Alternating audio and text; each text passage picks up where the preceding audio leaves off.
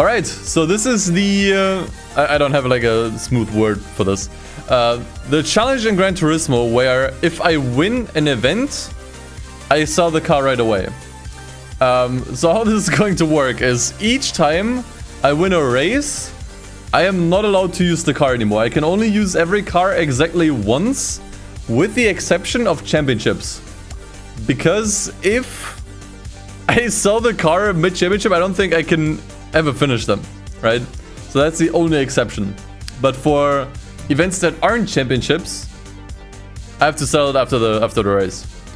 Now usually this would be impossible. Like the way this would go initially is you basically get a starter car, you enter the first race, probably win it, then sell it, and then you actually don't have enough money for another car. However, there's something that I've been doing the last couple of days, totally legitimately, which is to get golds on all the licenses, which I have absolutely done myself, and you cannot prove that I didn't. So, yeah, and the thing is, if you get all the golds, you actually have a handful of cars to start with, right? You actually have a decent bunch to start with. The question now is just, what do we do with them?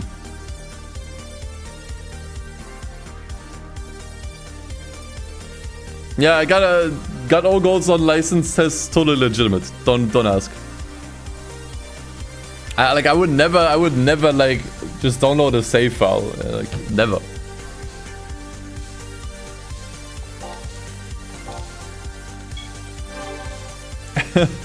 So here's the thing. I actually think with that head start, starting with the Sunday Cup is a bad idea. I actually think the Sunday Cup is just a bad idea. Yeah, maybe starting with championships is not a bad, like might be a better idea. Especially since we already have a bit of a head start. So we can't do this. We can't do this. At least not yet. Can't do this either, I think. Wait, what cars did I even get? Yeah, definitely want to keep the Miata. So we have a Z-Concept, we have an RX-8, we have a Vanquish. We actually have really good cars. We could use the Impreza rally car to immediately... It would be funny if this is the first thing you do. Immediately do the GT World Championship. Like, this is what we start with. It would make more sense. It would actually make more sense. Oh, you can't really read this here. I am so impressed by you totally legitimately getting all golds that I just had to resub. Good job. Jason, thank you for the 10 months of Prime. It would make sense, right? We already have a car that can beat it. So why not start? Why not start there? We would get a ton of money from it too. Like, the idea with this run is actually... I mean, we could set an end goal. Which is to beat the all of the GT World Championships. And there's another one here, for example. I think it's more interesting to do as many events as we can. I think that's more interesting. And I think... the Impreza Rally Car prototype can do it. This is the kind of cars you have as opponents anyways. Right? Oh god, this is laggy as hell. I need to fix this.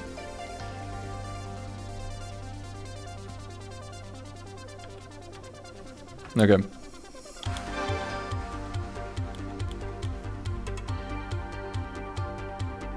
I think the car can do it. We could actually maybe give it an upgrade or two even. Starting with the GT World Championship, that's the first. That is actually a first. We could give it a stage 2 turbo. That would make it way faster. The question is, does it really need it? Probably not. I would actually say... is it using racing tires? It is already using racing tires, that's good. Oops.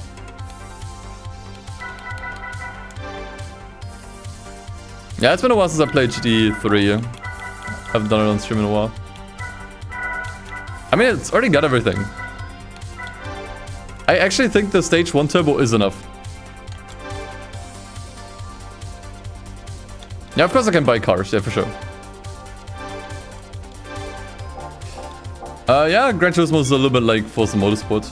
It's probably the closest you can compare to. Okay. Starting the career at the GT World Championship. Sure. It makes the most sense.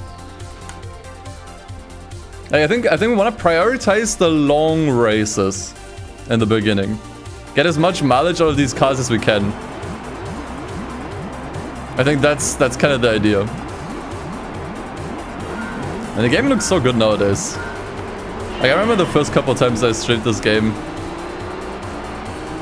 It looked much worse. Nowadays you can emulate this super well. At the GT World Championship. Alright guys, we're done. Thanks for tuning in. I mean, it makes for a nice jump start for playthrough. Usually, like, I'm so used to really starting at the bottom. And to be fair, that is usually part of the fun. But it's nice to change things up for once. Okay, what I will do though, I think I'll lower the volume a little bit of the game. I need to tweak a few things. That's not what I wanted to. There we go. Huh? Where's that coming from? Oh, interesting. Why is that there? Alright, give me 1 second. Volume mixer. What are we at? Let's put it to 50. It's probably the better. Actually, I need to put the cars that I used in here. So since we're now using this, I can already pretty much edit, right?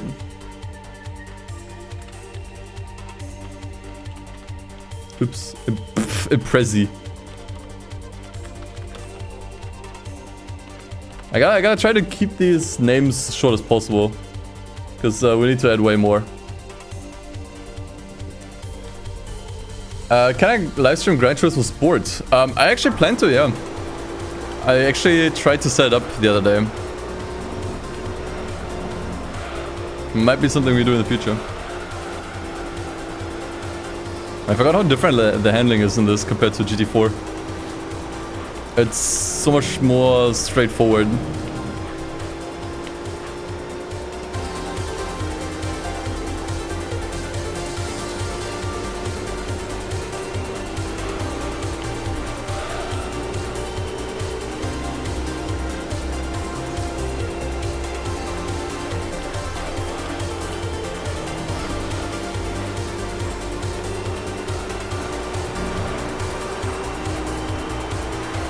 Yeah, it's definitely more colorful. That as well. Generally brighter in terms of colors and shit. I definitely have to get used to the handling again. Handling mode is very, very different. Why am I on a green screen? Why am I not? Why shouldn't I be on the green screen? Am I not allowed to experiment with my overlays?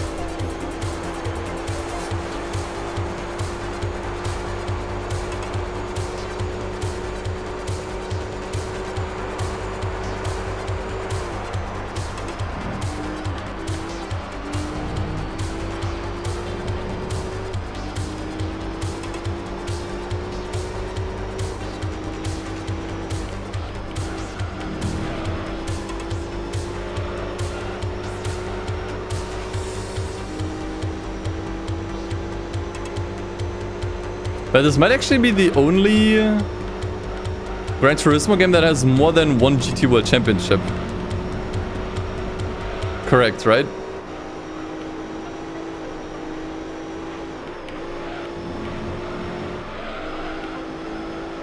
I played Ridge Racer and Cruisin'.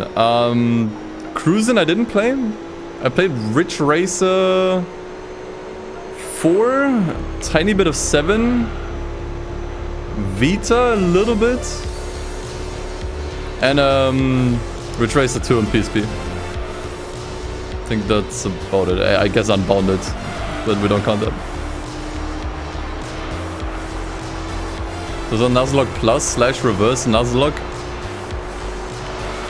Actually, yeah. Reverse Nuzlocke is a pretty good description. Like on a Nuzlocke, you lose the car if you lose. Now we lose the car if we win. True. I'm pretty good. I'm actually starting to work more often on videos. Like over the last year, I was very lazy with making videos, so I'm kind of getting back into it more regularly, which feels good. So I can already spoil you the next videos if you want. Oh, they haven't impressed already. I golded all of the super license tests. I'm just that good. What can I say?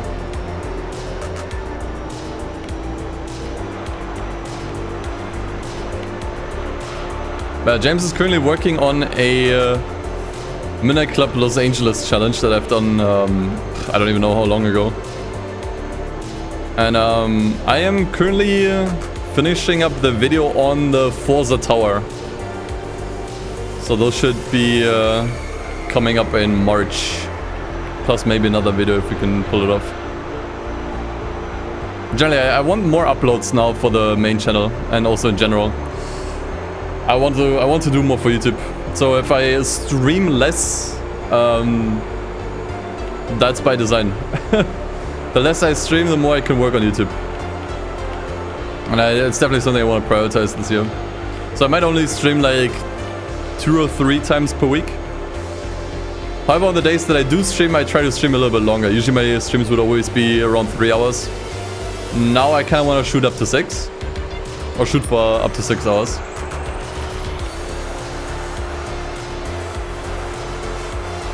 Does it pay better than Twitch? Yes. Definitely.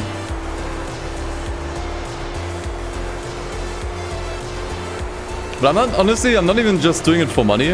Obviously, partially because I have to, because from the tax situation earlier this, from the beginning of the year, I need to kind of recover my my savings now. But I'm also just more interested in YouTube. I haven't done any cool video essays in at least 2 years, 2.5 years.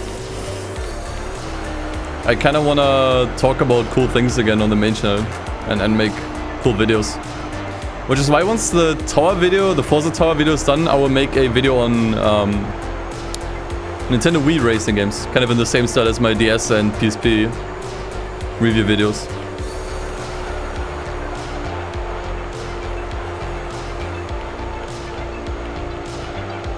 Yeah, I've done that too. I mean, it's not always reaction stuff. To be honest, I don't really like to call it reactions. Because I like to think we do it like at least a little bit more. And it's also reacting to stuff that I think is fine. Like, it's not like I just let a bunch of like YouTube videos play and add nothing to them, you know.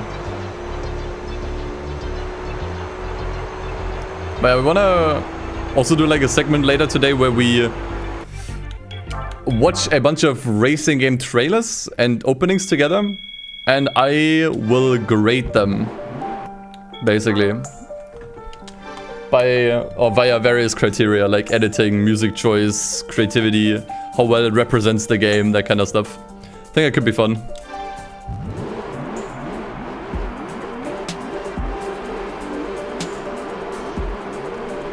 This challenge legit sounds like torture. It would be impossible without at least golding some license tests.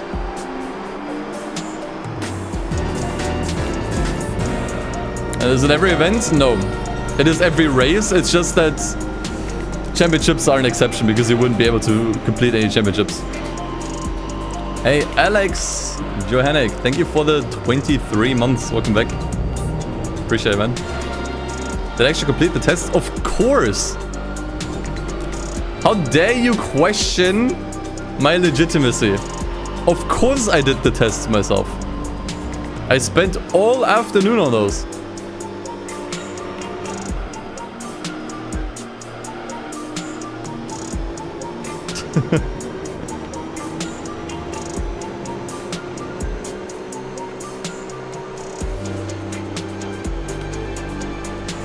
Do gold A7 now? Don't need to. Already did it. I don't need to prove myself to you. You peasant.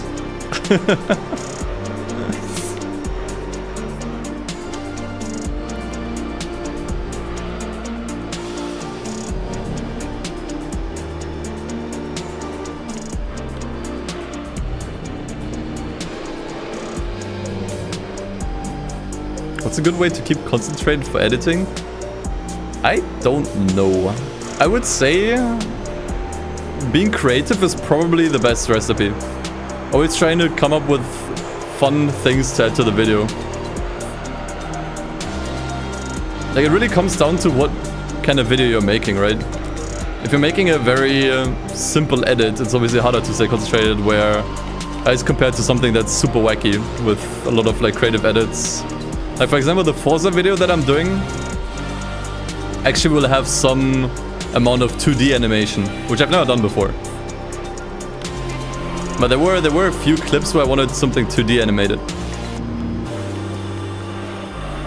So just a creative thing I wanted to add. And it's keeping me concentrated because I'm actively learning and trying and, you know, doing new things.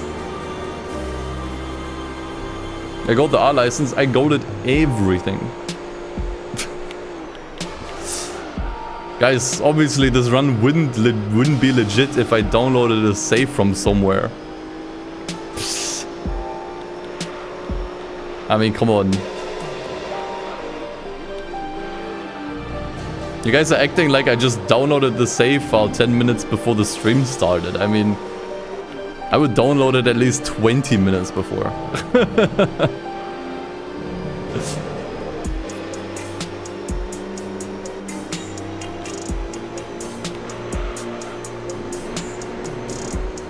I'll say I might have been maybe I would have been able to do this without the turbo and without the turbo upgrade. Okay, the good thing is by doing the GT World Championship first, we're actually getting a ton of money. The thing is, I could actually skip races here, but I don't think I'm gonna do that. I think I should actually complete all of these races so we get the most amount of money.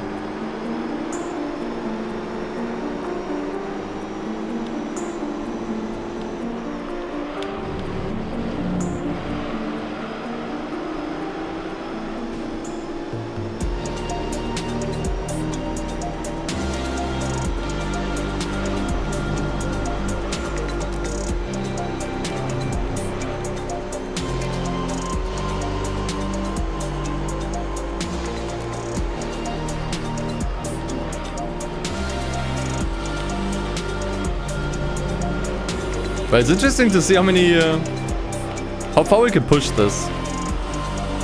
How many cars are in this game again? There might actually be more events than there are cars.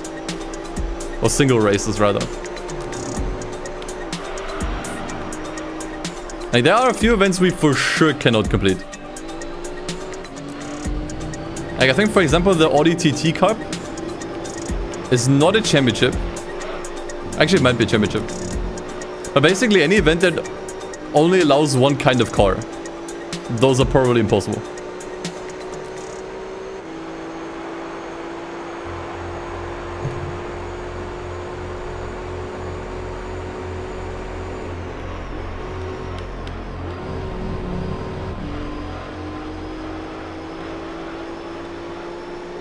The 2 TT Cups? Okay, then we could only do one.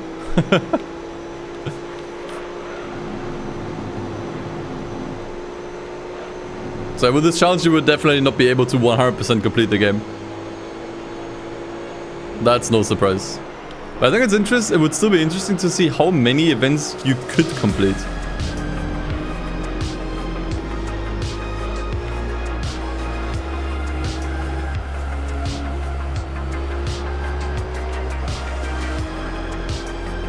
Cars including bonus cars and Miata trims. Okay. I think for the sake of the challenge, Miata trims would count as different cars though. Basically, as long as it's an individual slot in the dealership, it's its own car. It's also the reason why I'm doing this in Gran Turismo 3 and not on any other Gran Turismo, by the way. Like, I think Gran Turismo 4 has too many cars. A lot of them are also different trims and variants of the same model. So it wouldn't really be interesting, I think. And GT1 doesn't, or Gran Turismo 1 doesn't have enough events. I think this challenge is actually perfect for this game. You have a large event selection, but not that many cars to choose from. And the economy is also kinda rough. Yeah, try it in GT6. Probably the easiest one to do it in.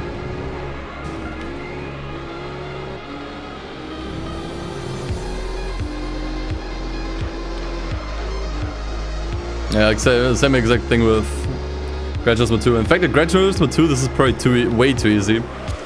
Because most events only have horsepower restrictions. And not any entry requirements.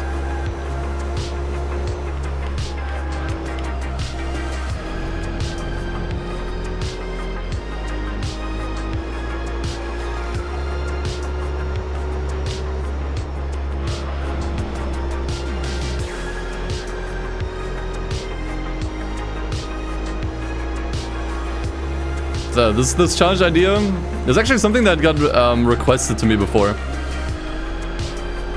Like, can you beat Gran Turismo if you sell your car after every race? But yeah, this challenge just felt like the perfect excuse to come back to this game. Because it's a challenge that I think really works best here.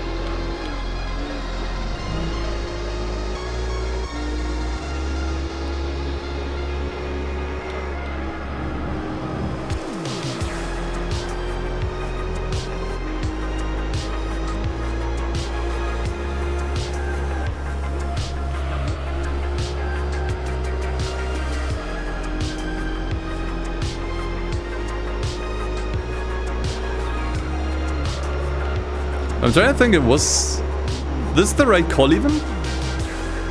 To use the Impreza for the GT World Championship, the first one?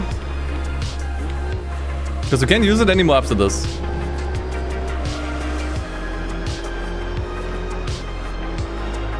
I mean, all of the opponents here are also rally cars.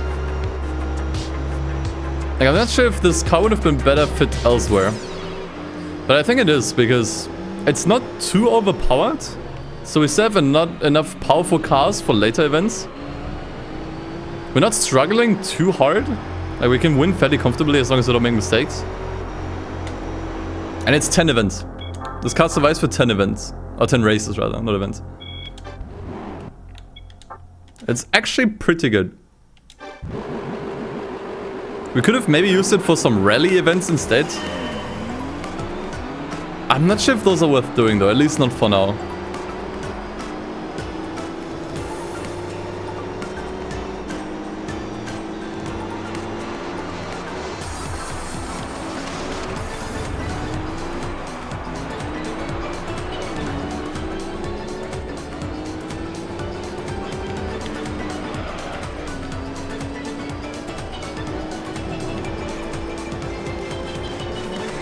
I'm catching a stream after watching for this release. Welcome in, man.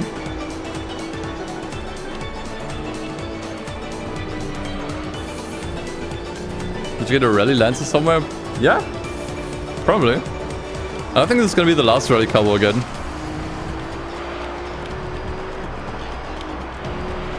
At least I would say. Yeah, rally is super awesome in this game. And I think this game is actually worth playing just for the rally.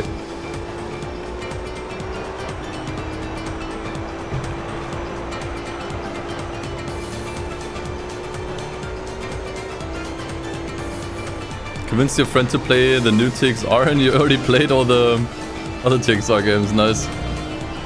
I actually have a second video coming up on the or a video on the second channel coming up on TXR where I talk a little bit about the future of the game and everything.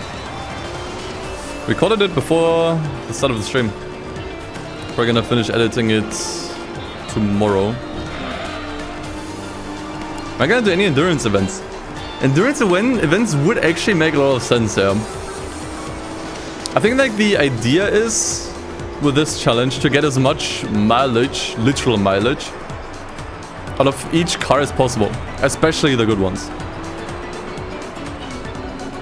And since we already have a Miata in the garage, it would make sense to actually use it for the endurance race. I don't want to do endurance though. I'm gonna be real.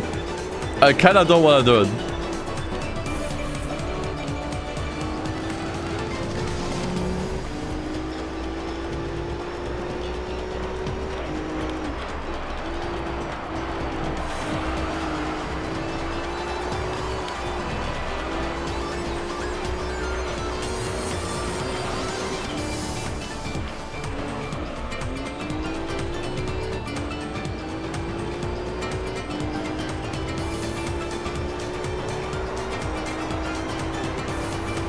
You have to exit races manually in GT3 or are you just doing it to be faster? It is faster. You don't have to do it.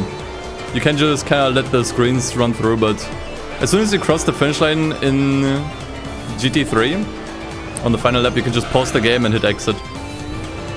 And then you can immediately move on. Uh-oh.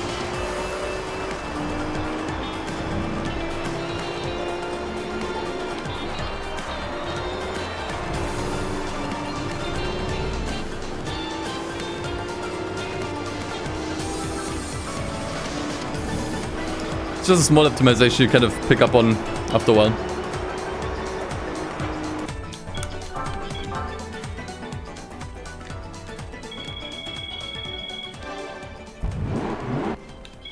The more you know indeed, yeah?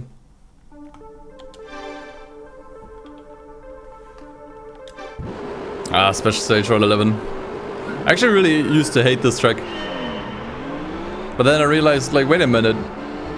I just hate this track because I suck at it. And then I started to like this track. And now I miss it.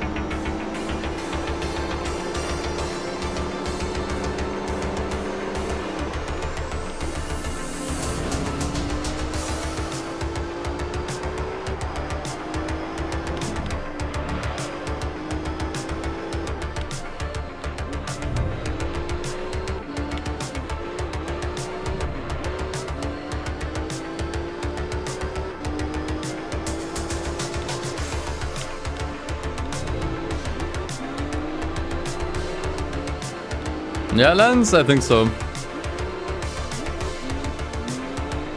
Did hear that a lot. Me with Ice Arena GT4. Nah, but Ice Arena is genuinely asshole.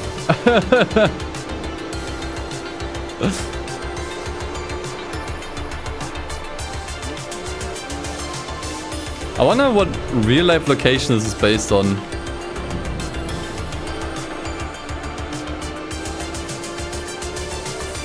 I wanna say Yokohama. It literally says Yokohama right there. Okay. I guess I kinda answered my question. I might be, actually, it might be the Rainbow Bridge over there.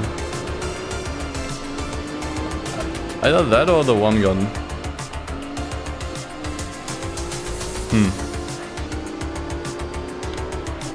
Never really thought about it.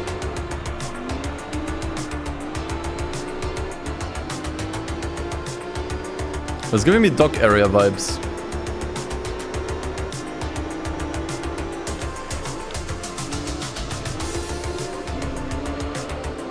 And that could be the Ferris wheel that's on one of the islands, but I don't think so. Could be though. No, actually it can't be. It looks so different.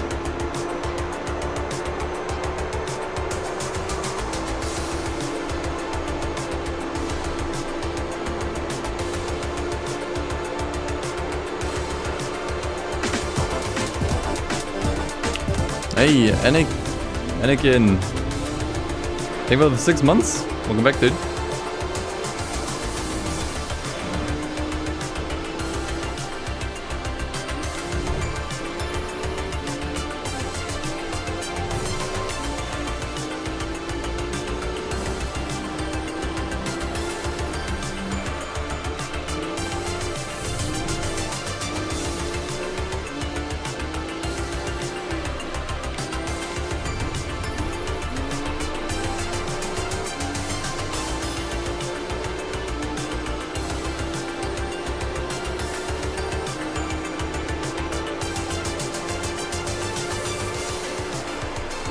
Oh wait, like it says 6 months by me. Did he just sub for 6 months in advance?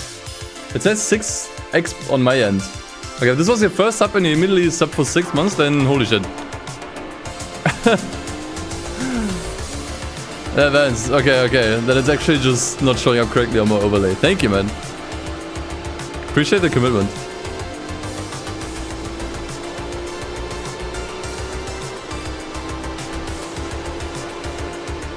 Does it show as 6x? Interesting.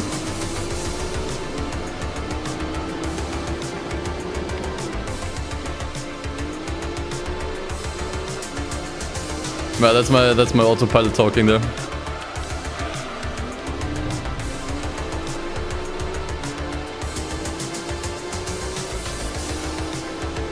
For the Wii Racing Games video, would I lightly bend the rules to cover GameCube's port of Most Wanted?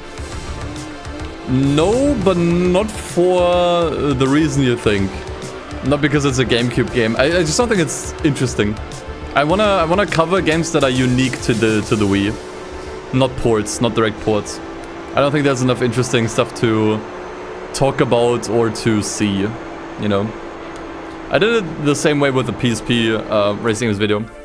Like there was a direct port of Midnight Club 3. That I chose not to talk about because I just don't think it's as interesting as Midnight Club LA Remix, which is a unique game for the PSP, you know. I want to focus more on these games that are like 100% unique and only available on the Wii.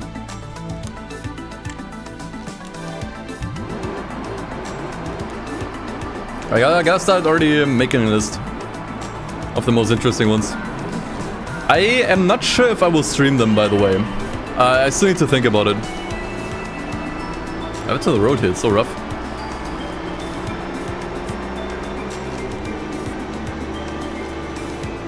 Not sure if I will stream all of the Wii games. Maybe. The thing is, I want the video to be a bit of a surprise. What the games actually are and what I have to say about them and what they play like. Because that way everyone... Because otherwise, like, everyone that would tune into the streams already kind of knows what the games are like and what I have to say about them, you know? Like, I did stream all of the games that I did for the DS and PSP videos. It wasn't a problem, I think, but I would like to do things differently this time.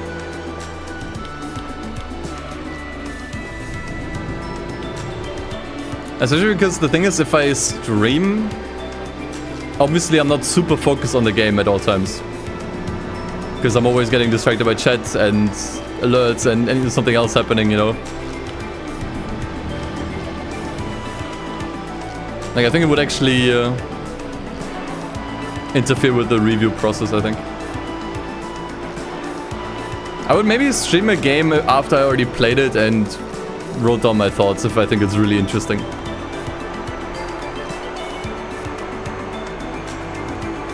Wipeout? I think I want to mainly focus on car games, if I'm being honest. So no anti-gravity racers and also no kart racers. Unless there's a kart racer that's, or anti-gravity racer that's particularly interesting.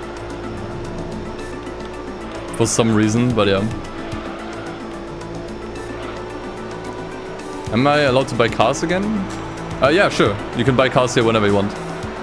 You just, you know, they're one-use items basically. Except for championships. Like, once again, we wouldn't be able to do any championships otherwise in this game.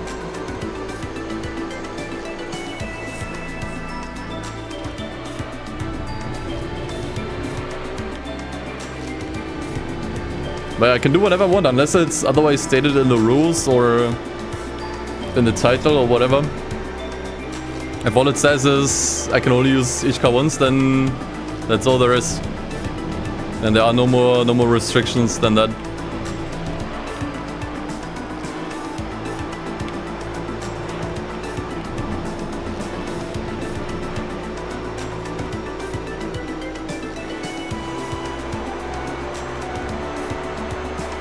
We told me the GT4 static has the same amount of downforce as in Prince of Proto. Yeah, it wouldn't surprise me.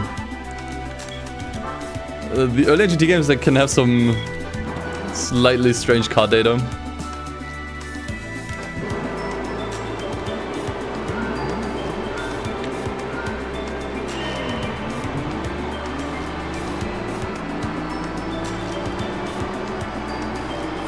Next car is gonna be walking trash. I mean, we'll see.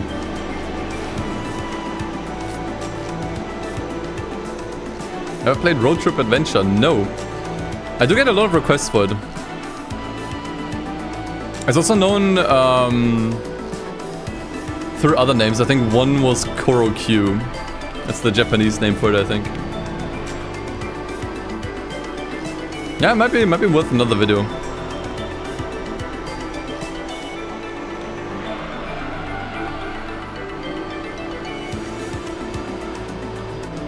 I will see. I want to focus on one thing at a time. Like right now, once again, I'm focusing on the Forza Tower video. I should be able to finish that within the next week or two. And then after that, I will do the Wii Racing Games video. That's gonna be the next big project for me. And then after that, we'll see. I'll try not to spend more than a month on each project. Like, I don't want to do a 7-month long video project again. But one big project per month should be doable. So after the Wii Racing Games video, I'm not sure. We could maybe look at Road Trip Adventure or something else that's interesting.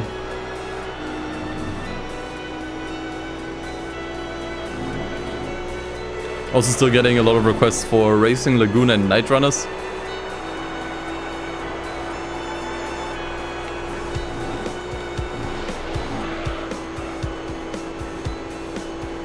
How long did I work on the 100% GT4 video?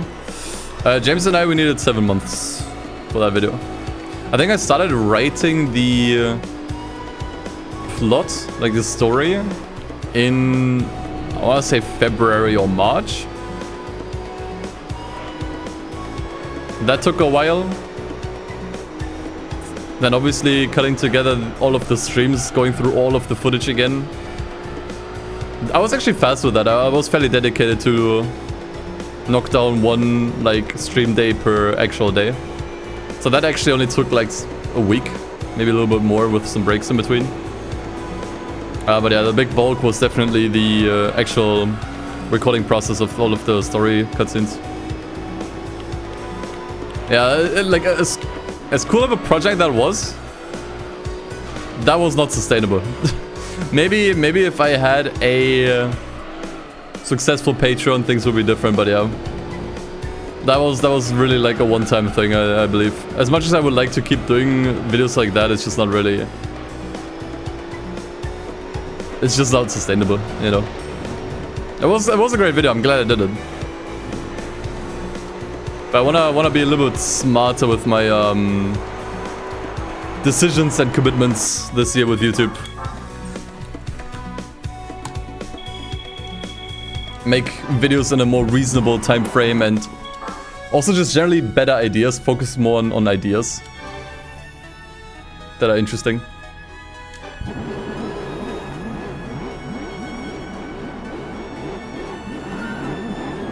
Well, the odds everyone requesting Racing Lagoon video haven't played it, very high.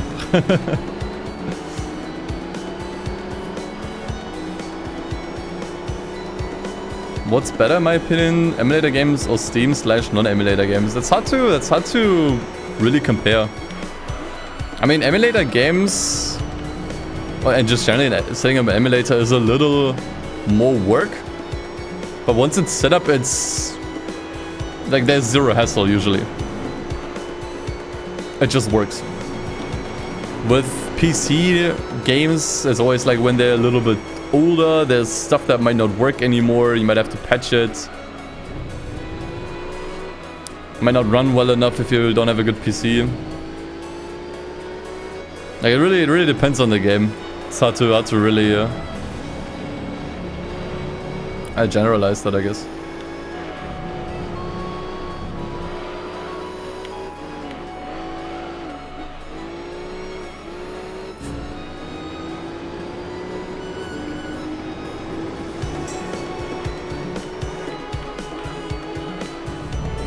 Right, to go back to the GT4 video. Problem with that was also that it kind of burned James and I out. Like after that video was done, we just really didn't want to have anything to do with YouTube for a while. For example, James hasn't really made a video for the channel since then, which I think is totally valid, and also I'm not stressing him at all to finish one. But it's like the other thing, when you have a project like this that's so much work, and you just work on it tirelessly for more than half a year with no reward until it's out. Like naturally you'd want a bit of a break after that, you know. And I also don't think it's sustainable in that sense, because you're working so long on something and then take a massive break. That's just not sustainable, you know. Maybe if you have more hands working on it, it's a different story, but like he did all of the story cutscenes, of which there was probably like an hour worth, an hour and a half worth. So that's just not, you know, definitely overdid it with that video, I think.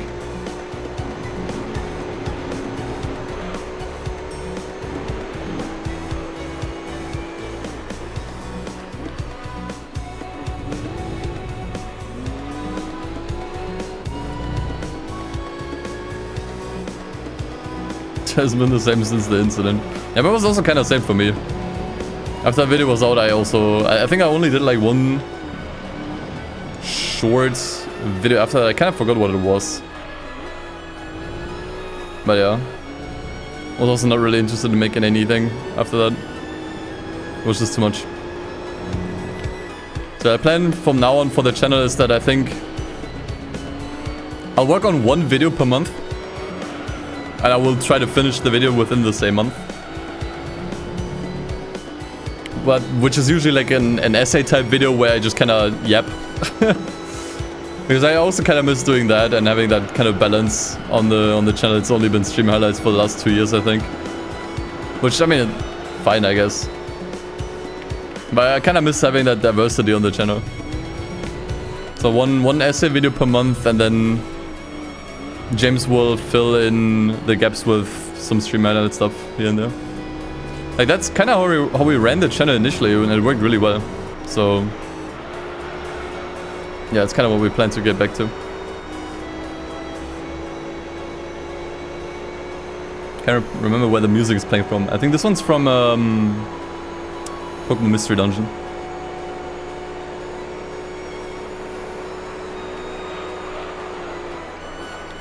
As you can see, that's my magnum opus.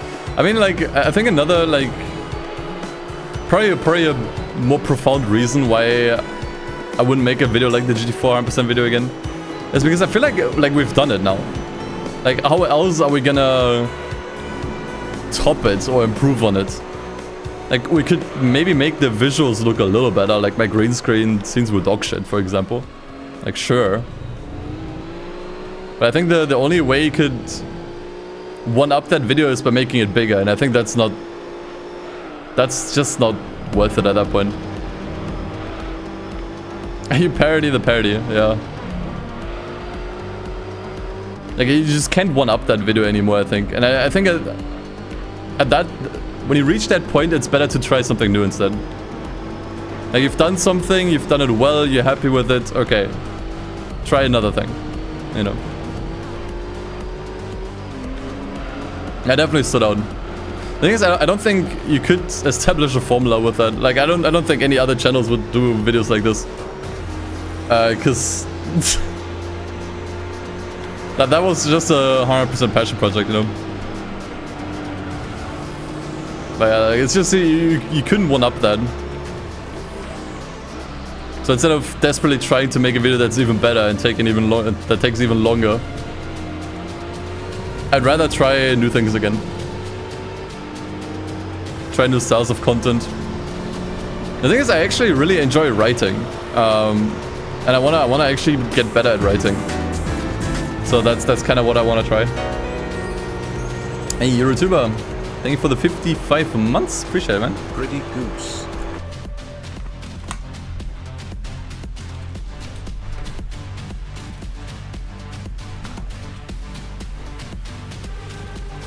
Whoa. Okay, wasn't sure.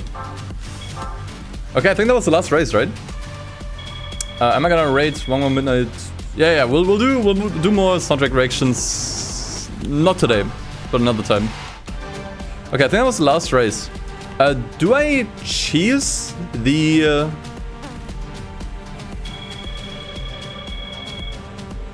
I think I will, right? I will cheese the prize car.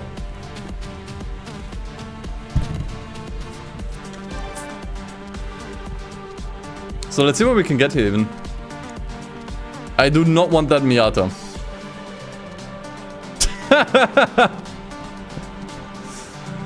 I mean, it's not the yellow Evo, it's a yellow Evo. Now there's no randomizer for this game. What were the other options? Okay, wait, okay, here's the thing. If we can only use each car once, we want not the fastest car, we want the most rare car, or like the unique car here. A car that we can't just outright buy in the dealership. I think all of the cars here you can buy. I don't really, except maybe if they have like a special color, but it doesn't really matter obviously. Right? Yeah, or versatile, true. Or a car that's particularly versatile. This is actually not too bad. I think I could stick with this. Do a memory card trick now. I saw T Country's video on it, but I don't want to do it. Okay. So that's the first event done. That means Impreza needs to go. Thankfully, I think it should sell for a lot of money too. So we actually have a good balance to start out with. 250, 500. Okay. Now what? The thing is the Evo meeting another championship, or is it are these individual events? It's individual events. That means we need 3 Evos for this. Just pointing that out. We need 3 Evos for this. Not a championship. The reason why I was, once again, the reason why I was able to use the Impreza for so long is because it's a serious race. Right there, championship. That's a very important difference. Been a while, so tuned in. How's it going? Hey, YNZ, thank you for the 8 months. Going pretty well. So we would need to buy 2 more Evos. So Beetle Cup is a cup, is a championship. Type R meeting is a championship. Vitz race is a championship. Altezza race is a championship. ODTT race. Although we can literally only do one of these. Because there's another ODTT race somewhere else. But there's only one ODTT in the game. Hey. AD Gratellis. Thank you for the new sub. Appreciate it, man. Or do we immediately go to the Amateur League?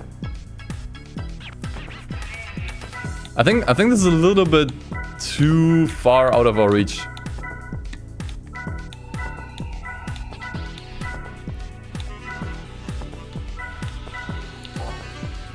I could get the ODTT, and then we do the TT Cup.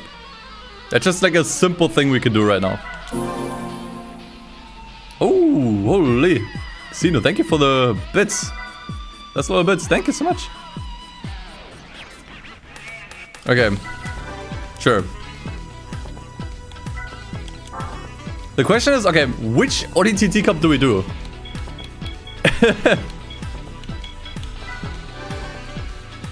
That's the question, though.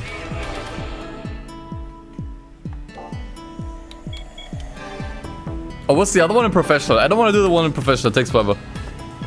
By 2 TTs. I can't.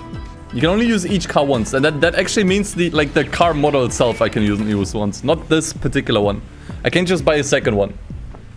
That's why we keep track of the cars that we use here. On the side. I can never ever use the Rally Pretzer... Rally Pro... Yeah, the Pretzer Rally Proto again. Even if I get another one. Immediately has to go. What's the other TT event? Actually, professional. Yeah, you can't do both tourist trophy events. You can only do one. Wait, oh, did I mess it up? Did I mess it up with the Wits race? Which has 2 here?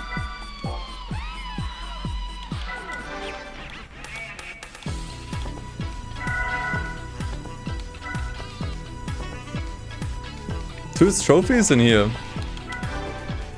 Amateur League is the one. Okay, I guess I'm blind. I am indeed blind. Okay, do we do the one in the Amateur League or do we do the one in the beginner? The thing is, the one in the beginner... Surely that one just gives you another ODTT. Like, that's how this game works, unfortunately. The prize cards are kinda dorky sometimes. Amateur gives a non-TT prize. Okay, then it just makes more sense to do this then. Okay. Let's try to get it as fast as possible. Let's hope it's worth it. Sports tires? How much are racing? I don't think we need these though. Car's light enough that I don't think it will need one. I don't think it will need racing sets. Okay. Surely this challenge is impossible. It is impossible unless you get golds on licenses. If you get no golds, you cannot do anything. I mean, I get... Okay, no, stop. What you could do is you get the Miata, and the first thing you do is actually the Miata endurance race. And then you get a car there, preferably the F1 car, which you don't use yet. Actually, I guess you could use it. But you can also sell it, and then you have enough money to buy a bunch of cars. That is actually possible. Definitely can't 100% a game like this. I would actually doing this to see how much we can clear of this game. Which, by the way, I think is way more interesting. Because I've sworn as much as I love this game. It's my first Gran Turismo. I will never 100% complete this. It's too grindy. It takes too long. There's not enough content. I love this game, but damn, man. Yeah, once again, I'm not sure how fast we want to make this ODTT. There's no rules in place in regards to, like, entering and exiting the race. I'm not sure if I need to buy the stage 3. I think it's a little bit overkill. But we're just gonna have tons of wheel spin anyways. Let's just try to buy the stage 2. And just see. TT's FF until you equip the VCD controller. Makes it forward drive. Actually, I didn't know that. Roughly 300 horsepower should do it. Alright, we'll do it then. Hey Jessic, thanks for the raid. It's got a bugged drivetrain.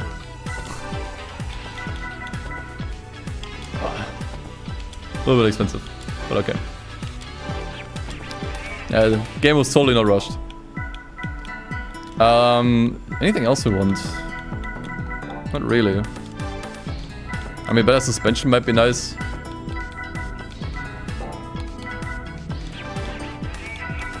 Flywheel might... I'm not sure how much a flywheel does. I know flywheel does a ton in GT4.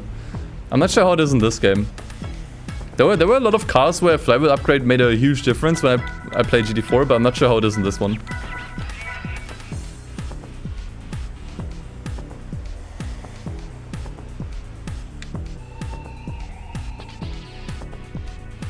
Don't think it hugely matters for this event. Flywheel is super good in this game, really.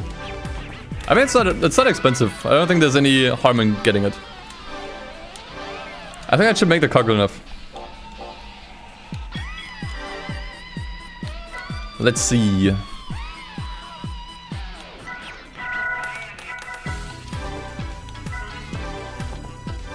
Ah, dude. Didn't mean to do preview. Can I just say, what a wild order of events we're doing here. No one has ever done this. For good reason too, probably. We started with the GT World Championship.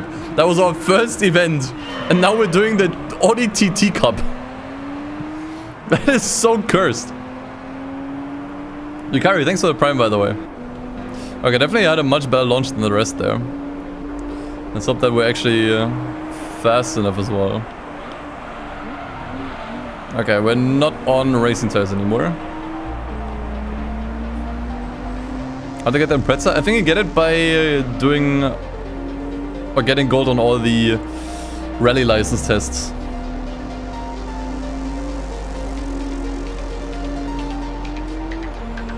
Yeah, I think that's good enough. Okay, I'm glad I didn't buy the stage 3 turbo. That would have been a waste of money. Like the general rule still applies. I mean, not rule, but strat, I guess.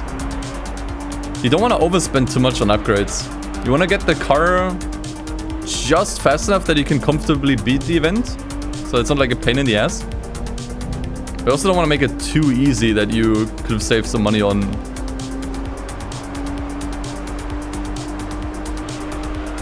upgrades.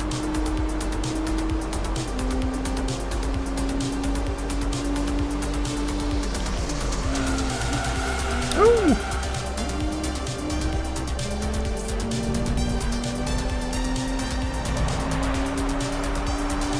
That suspension might have been nice, but I think I'll manage.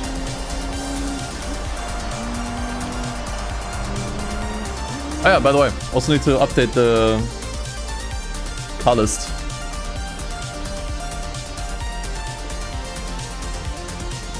So that's off the table. Past this point.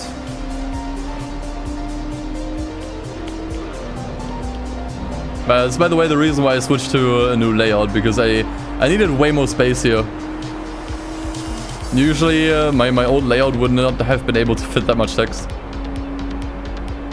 In fact, I might have to decrease the font size at one point as well, depending on how long we keep this going.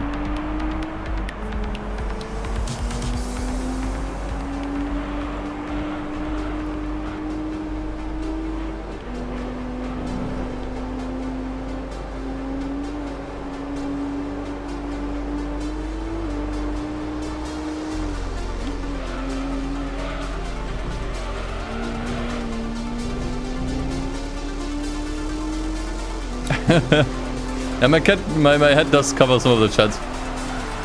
Honestly, I was a little bit by design though. Like, I don't mind it. It's really more for people who are lurking anyways, or who are watching the VOD.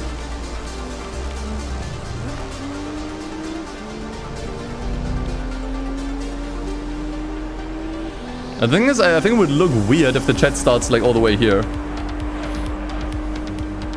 I think that way it looks a little bit more organic. It's kind of like how my shoulder is kind of like over the game here as well, you know, like I can kind of like hold my hand over the game. It just looks a little bit more, I don't know. Everything looks a little bit more organic, yeah.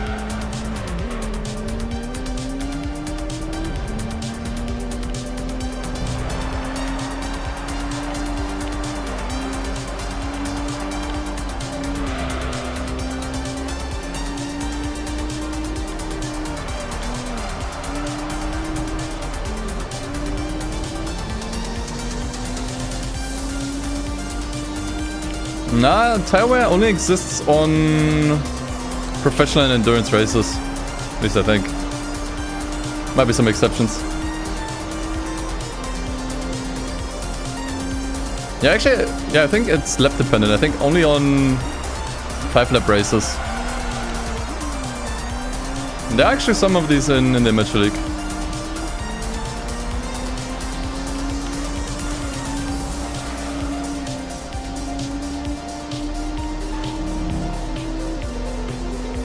The thing is, with this game, I usually tend to give up after I finish all the beginner events, so, you know.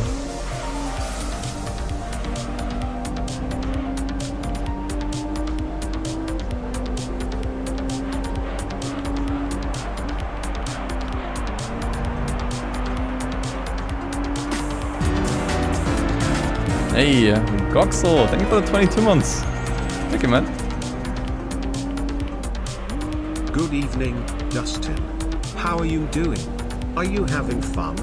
Also, great layout. Thank you. Yeah, I'm having fun. I think the layout still looks a little... It's okay. Looks maybe a little bit bland still. So I'll probably mess around with it if I decide to keep it.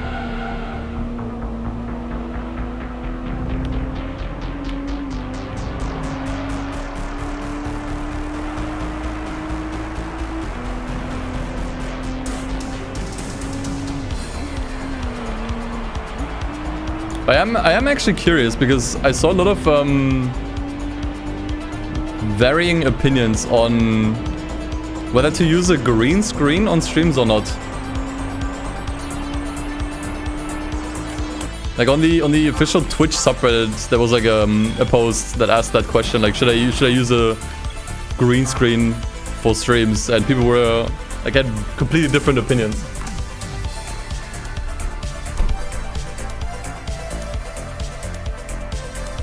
Any of the mods who want to create a poll? I'm actually kind of curious. If on streams that you watch, you prefer if the streamer has a green screen or not. I think most people actually don't care that much.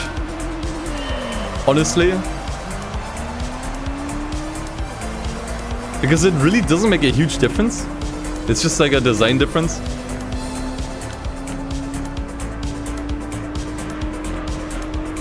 Appreciate the face can be a bit smaller. Actually, yeah, I mean, I did make it bigger. The thing is, I'm always kind of conscious how things look on mobile, right? Like if you're on a phone, everything is way smaller. Like for example, I think the chat is already a little too small. But the thing is, if I make it bigger, then it becomes problematic.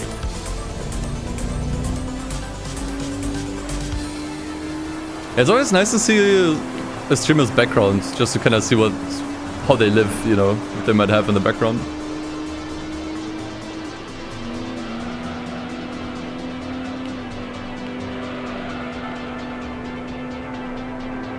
Yeah, the only thing that bothers me is that this is kind of cut off here, like the microphone. If the microphone was coming from the other side, like from here, it would be completely clean, but the problem is if I put the microphone here, I can't see my other screen anymore, which is where the chat is.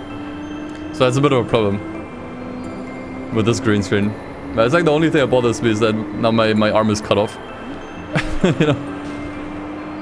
But I don't really have any solution for this. It's like the one thing that would probably keep me from using green screen. Oh, fuck it, start VTubing. Good idea. Since when did I use the green screen? Since today. Today is actually the first time. Well, I'm not sure if any of the mods started a poll, I don't see it. Ah yeah, okay. And most people actually prefer normal, interesting. I mean, I guess it's more personal that way. It does take up more space on the screen, on the overlay. But I can definitely see that. It just feels way more personal.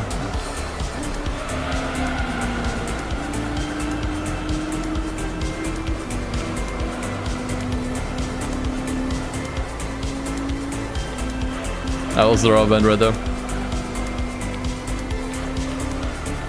Actually, no, it couldn't have been rubber band, it was just slipstreaming.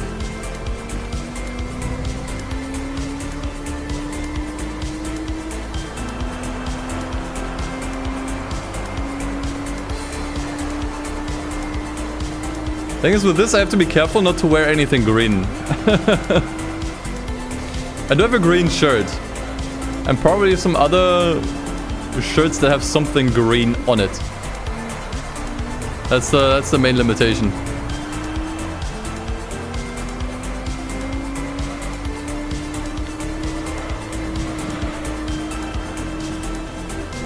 Floating head.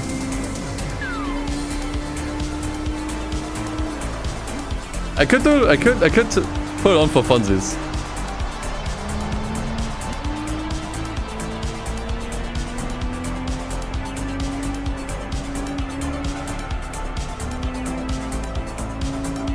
Setup mode way green. take money to put a message of choice on me.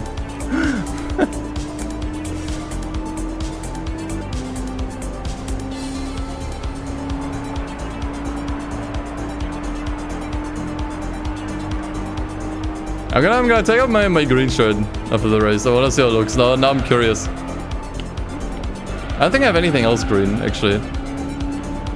Like any hats or sunglasses. I'm trying to think. But not really.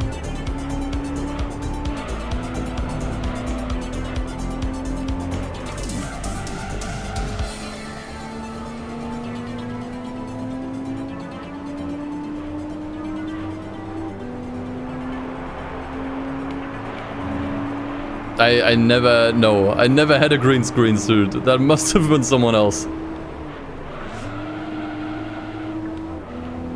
First time here. Most underrated GT game. Wasn't this the one that sold the most? Either this or GT5. I'm not sure which one.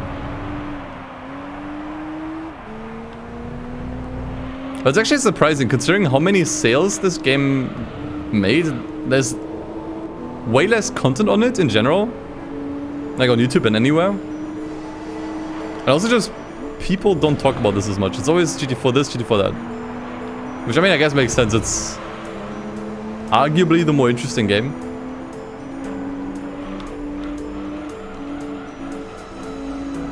This sold the most, just under 15 million units. Yeah, that's exactly what I wanted to say. It's probably because it got bundled with a lot of PlayStation 2s. It was like one of the more popular bundles, I think. But I guess it still counts, you know.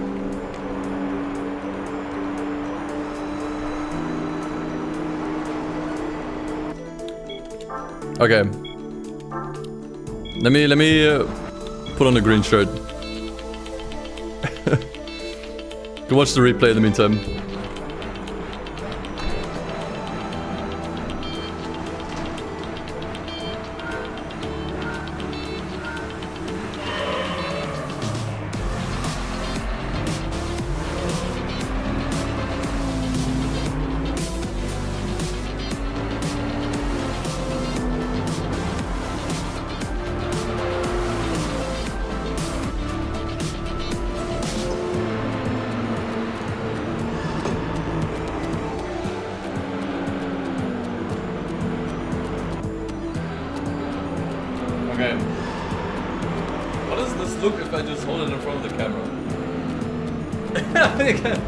I can make the chair disappear.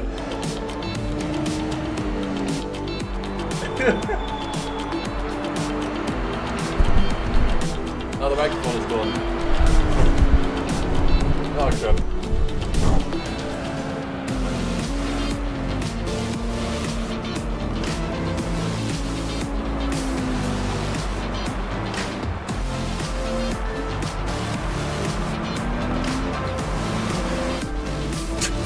Actually, it just looks like the shirt is blue. That's actually kind of funny. It just looks like the shirt is blue.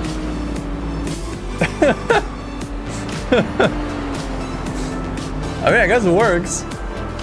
I don't know. It doesn't even look that off. I thought this would look way worse, honestly. Like, it's not actually that bad.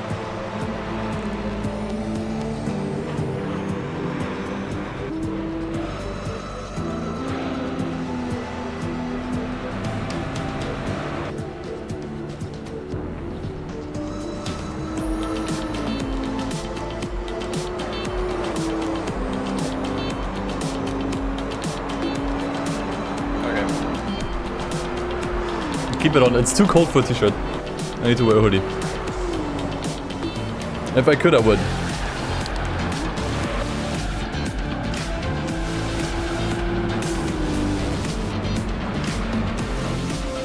But it wasn't full green either. I mean, I guess I could have worn it the other way around.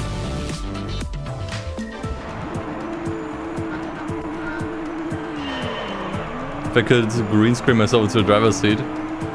Yeah? Maybe. And once again, I don't think this layout is final. I would kind of mess around with some stuff. Like, it doesn't look bad, it just looks pretty basic currently.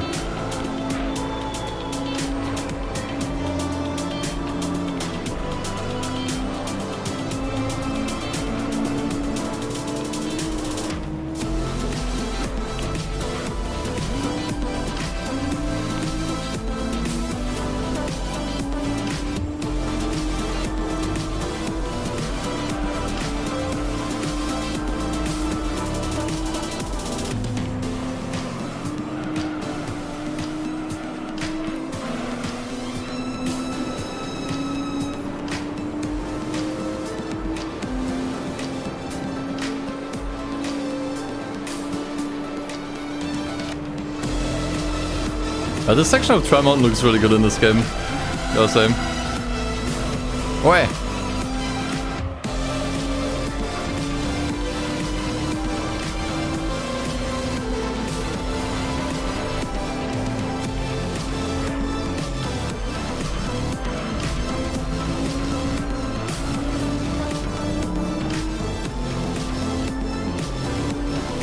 Yeah, they kind of nailed the trees.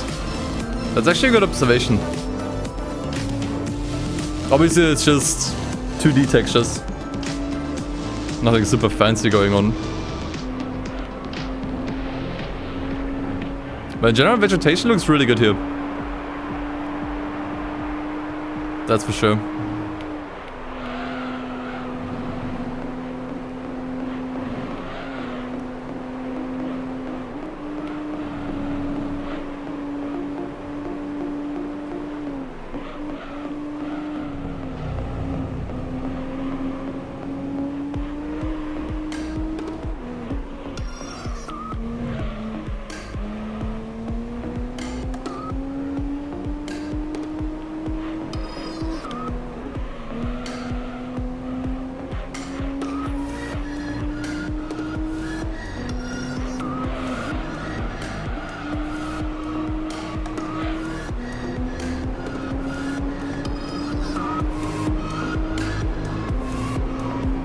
GT3 has some of the best track designs.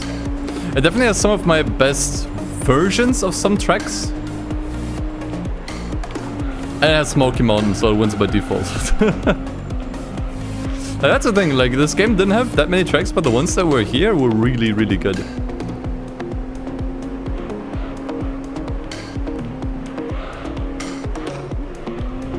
And then there's complex string. We don't talk about complex string.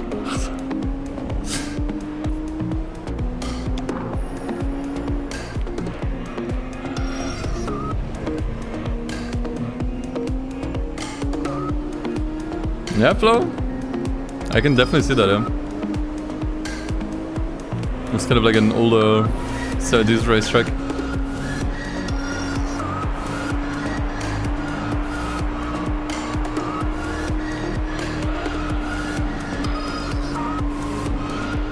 Like this game, I guess, kind of gets the middle ground right between a sort of fantasy, very fantasy-looking racing track and a realistic-looking one. Like the ones in GT1 and 2 were definitely more leaning into fantasy. Like what with the huge ass curbs and whatnot.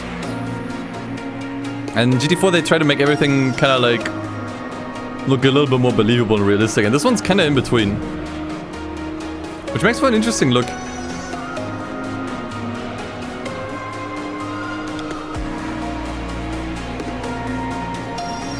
It looks a bit fantastical almost. While still being believable.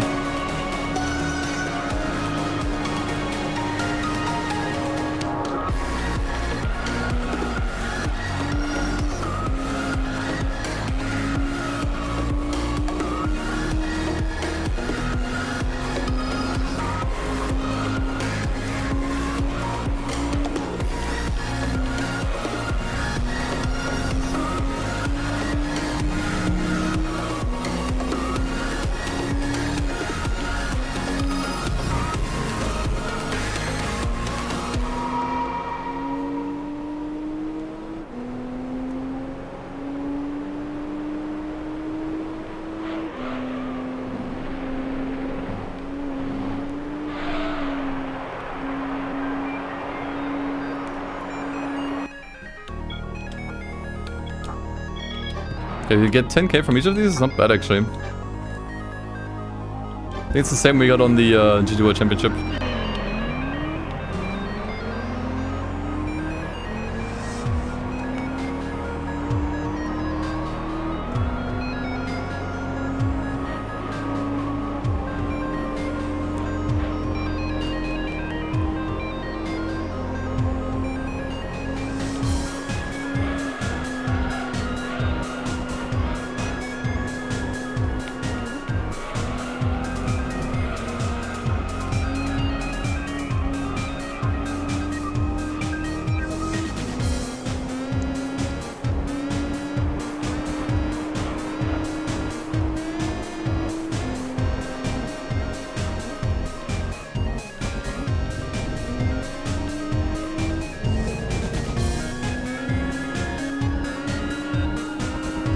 remember the opponents were pretty good here on Rome.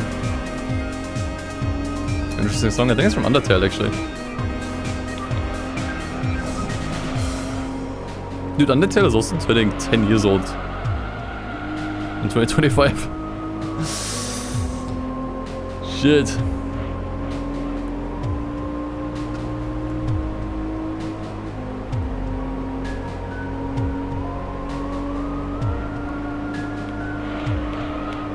Oh yeah, this version of Rome is very different to GT5 and 6.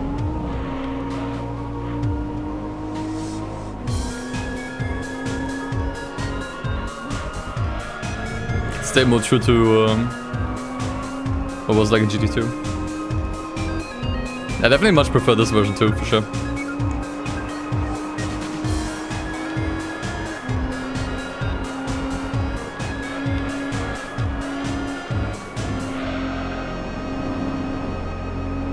Yeah, 300 horsepower was kind of perfect.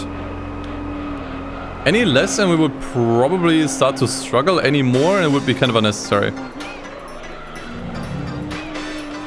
I think the tuning we did on this was perfect.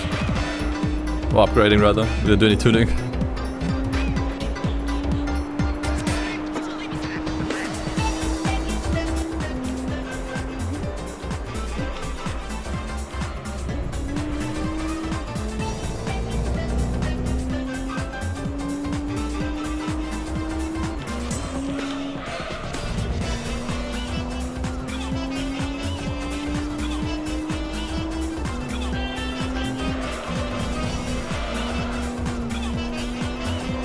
There used to be a command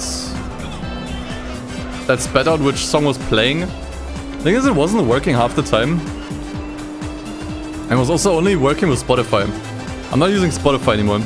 So unless someone makes a plugin that reads the music from YouTube Music, I don't have it. But you can type in exclamation mark playlist that has all the songs.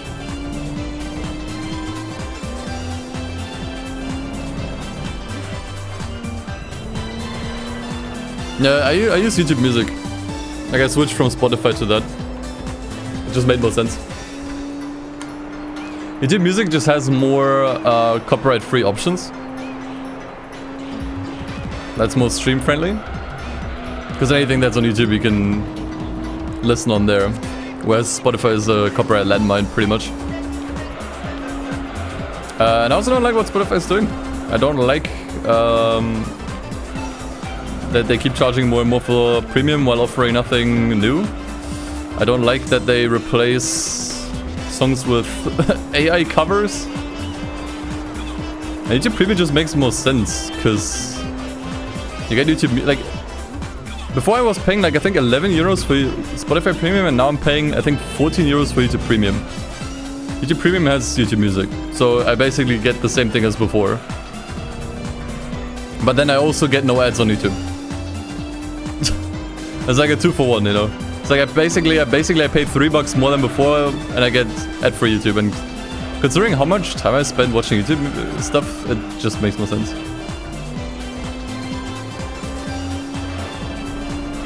Yeah, Thunder, I had something like that before where the song title was actually on screen. The thing is, I don't want that because it's just kind of confusing for YouTube videos. Because on YouTube videos I use either no music or different music altogether. And then people will look it up and find the wrong song. Like, it just doesn't work. Like, it needs to be something in the chat.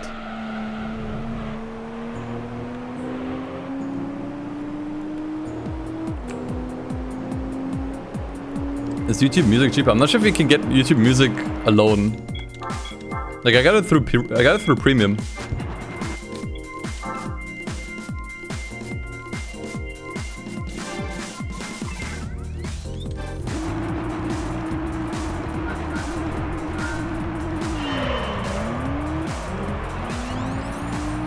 Yeah, honestly, you don't really need to use it. Like, honestly, you can still do the good old YouTube converter thing.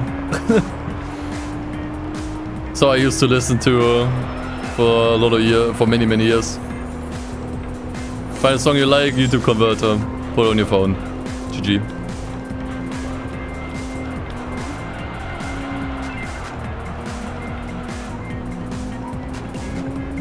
But for me, that just kind of became too much work. I do like the convenience you get if you have something like Spotify or YouTube Music.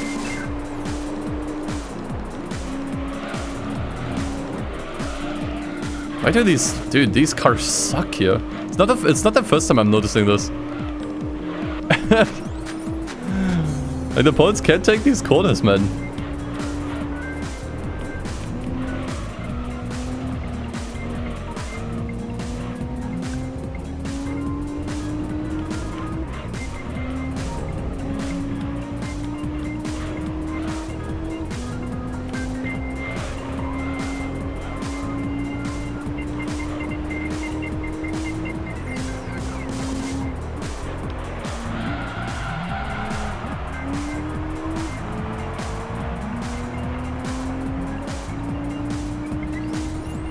Yeah, still on stock VCDs makes sense.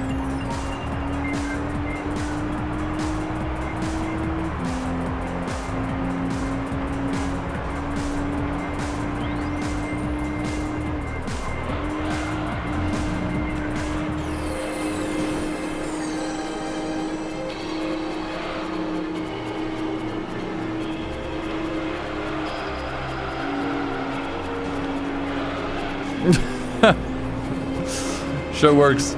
But it's actually way harder than the first few races. Still don't regret the upgrades that we did though. I think it was still really good. Whoa, what the fuck, man?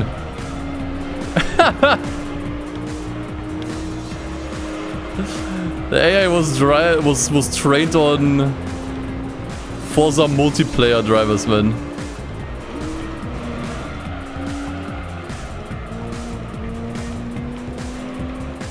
Feels like an online race. There, can do the same. Now we're fighting fire with fire.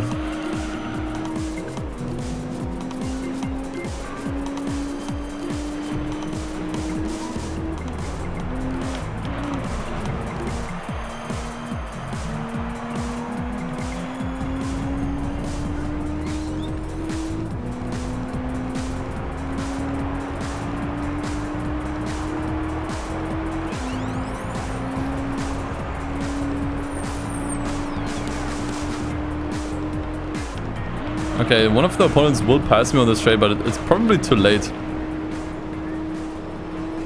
I've already passed the finish line at that point, so I don't think they're gonna be a threat.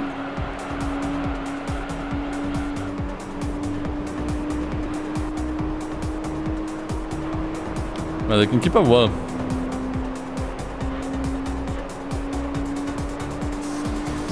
Thing is, I think I already won the championship as long as I don't get. As long as I don't get last. A bit of extra money would be nice. I mean, now we definitely don't have money problems, but I think it's gonna become a problem later. Like, the further we go with this challenge, the less money we have, basically. Especially once we run out of championships to do and we need to start doing single events. So basically losing up to 5 cars on a single event and only get 1 prize car out of it. Or sacrifice, I should rather say. We're sacrificing 5 cars. Just to complete a single event.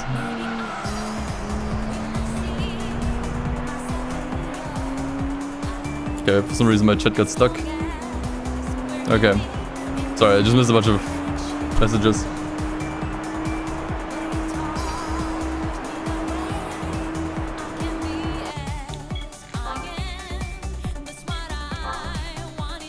My chat not auto-scrolling anymore. Stop it.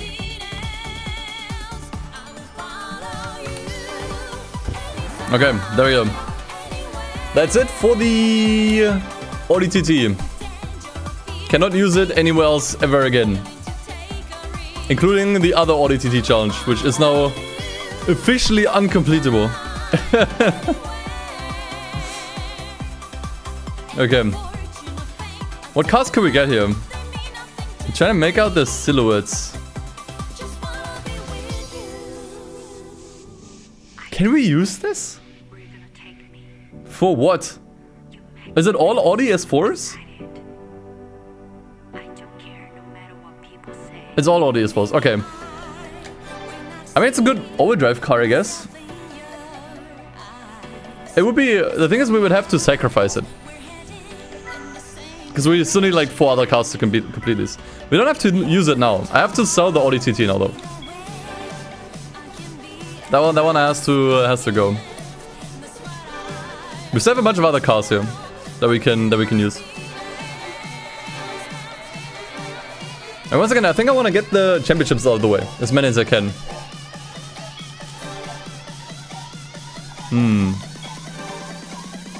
Let's see.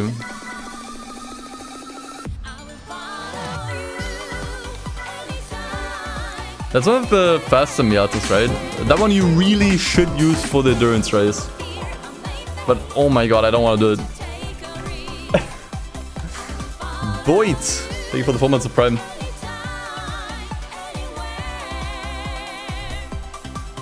So we do per cup, per event. I mean, that's not really interesting. We only really make an exception for championships because they would not be completable otherwise.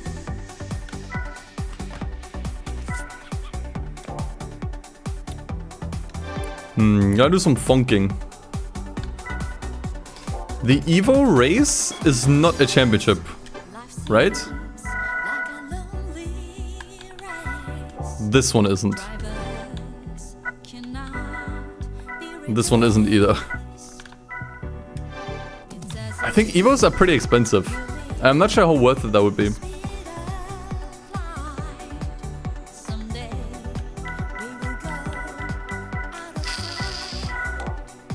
There are enough Evos, yeah. But the way this works, you have to pay attention to the in-game day, right? Like basically every time an in-game day passes, like I can only use each car for one in-game day, basically. Which actually, the more you think about it, the less sense it makes. Like an entire championship that takes place across the entire world, one day. One day. But that's like another way you could think about it. Like one race takes one in-game day, one championship also only one. So I guess we could waste all the Evos. What better use would we have than the Evo championship? Like sure we could maybe use them on 4-wheel drive and Turbo Cup, but there's like dozens of other cars we could use for those.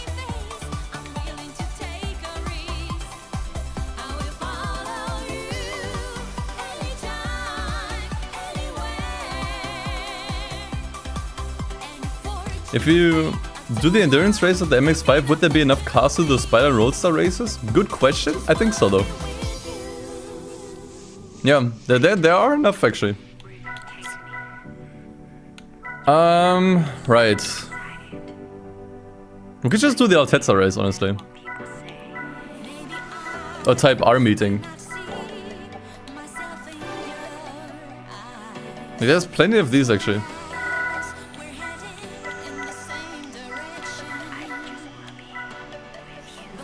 Doesn't seem like a bad idea.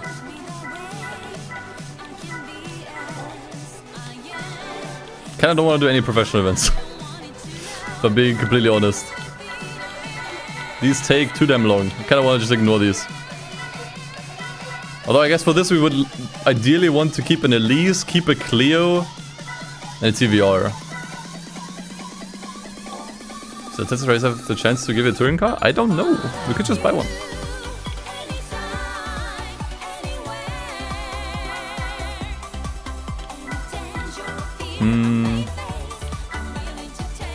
I'm having a brain like, what did I want to buy? Oh yeah.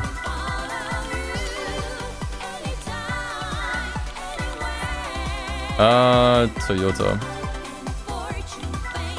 I think there are several ones as well, right? Like, I think that one might count, actually. This one counts, obviously. Actually, it might be the only ones. But that's perfect. There's 2 Altezza meetings, 2 Altezza races, and there's 2 Altezza cars you can buy. So that actually checks out. So I think, I'm not sure which of these is faster. Power rate ratio 8.291.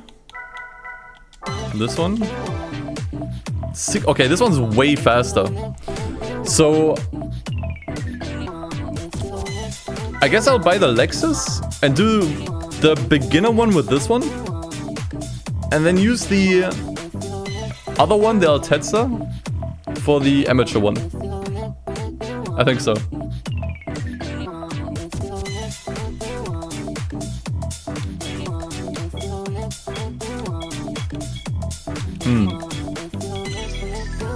Here's homage to Black Panther's Lexus.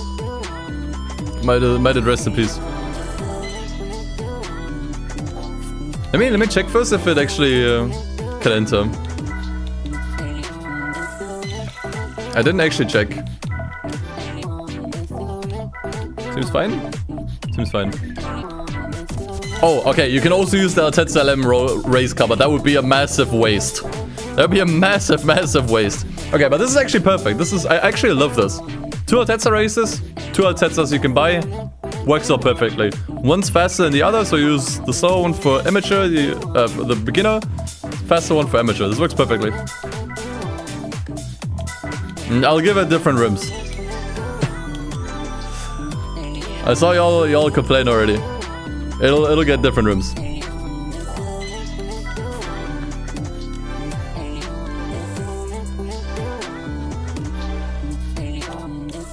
Not sure how worth it this is, by the way. I mean, it's a beginner race. I don't think I have to overdo it on upgrades here. I think just some simple upgrades would do it. This turbo might already be too much, honestly. We got tires. We got weight reduction. Now we got this here. I think I want to at least give it suspension. I think it's borderline undrivable. And I remember this one has insane body roll in this game. Like, absurd body roll. Okay, it should be it. I honestly think that's enough. Okay. What are we using? Oh, these are actually already really good. Oh, I like these a lot, actually. I might actually go with these. Actually, I think there's also a mod for this game that enables these 3D wheels in races. I should install that for next time. Let's go with these. These are good.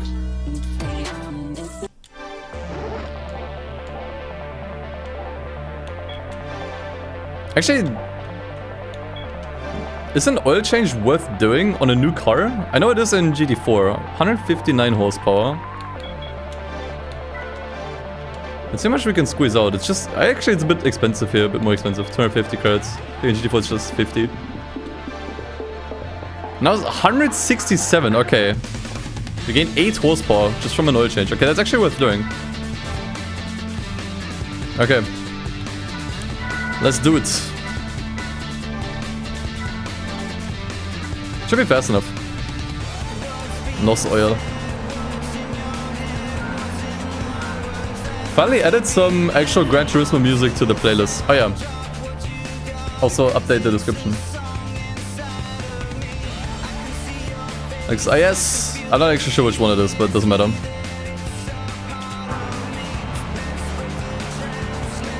Special oil. Okay, I think I might have been wrong. I think maybe the turbo upgrade would have been important. I mean, let's see. We got better handling.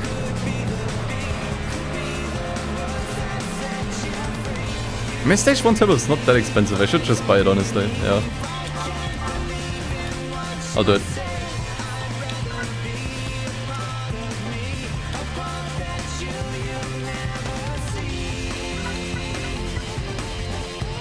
Turn 20. Probably a little bit overkill, but whatever. A preview. The zoom. The Lexus IS jump scare is what that was. Oh man.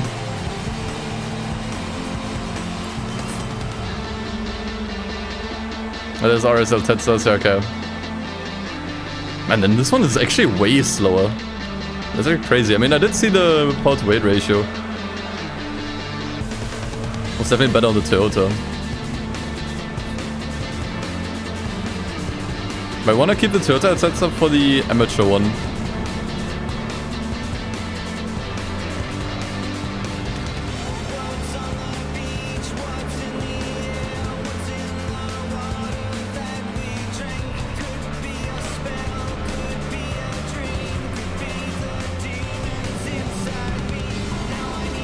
Yeah, we checked. The Tetsa is actually much faster.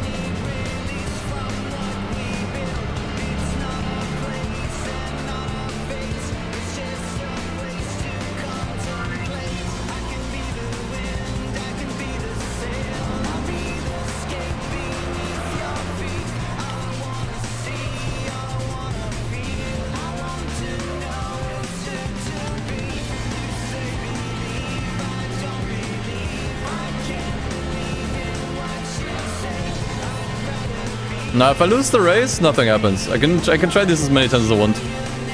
Like someone mentioned it earlier, it's basically a reverse Nuzlocke. In a regular Nuzlocke, if you lose, the car is gone. Here, only if I win.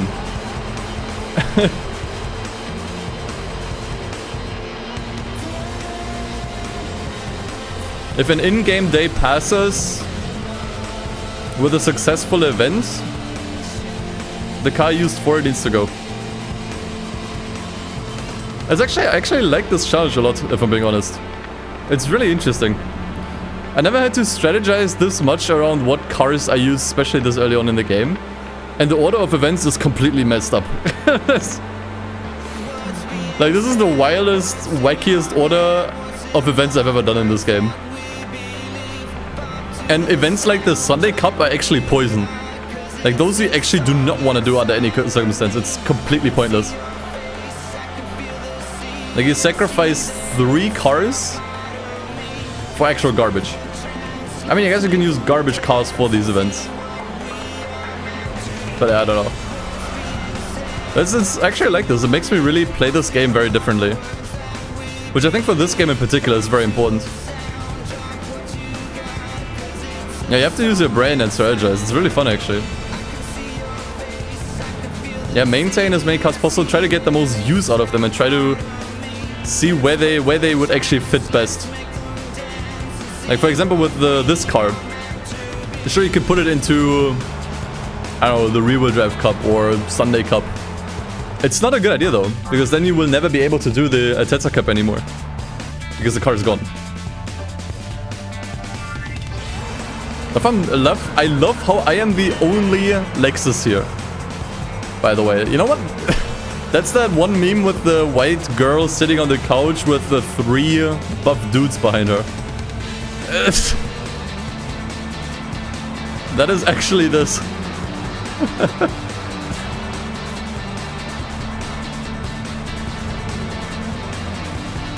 Yeah, the Gran Turismo games are super replayable. Especially the ones from the PS2 era, but honestly, all of them up to 6, I would say. Actually, I think Sport might be a little bit replayable with the event structure. I think only 7 and PSP aren't really replayable. Because they are fairly linear experiences. So once you experience them, you've kind of seen everything, you know? Like, or rather, you're not gonna get a new experience by playing it a second time.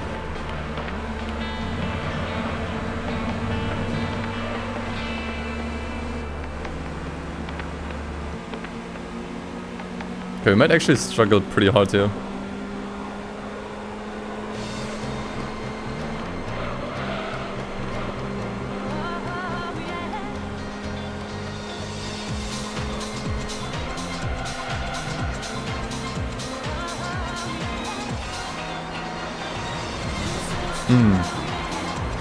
Might need to throw in another upgrade, I think. I mean, let's see how this pans out. We'll try wall riding here. Wall riding is actually pretty effective in this game. I think more so than in 4.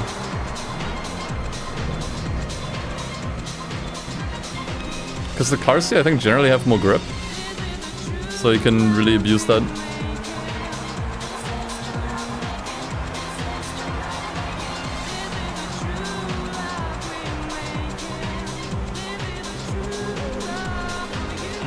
Okay, I think I can win this as long as I drive well. It's actually not too bad. We're only a bit more than a second behind. I think I can catch it up.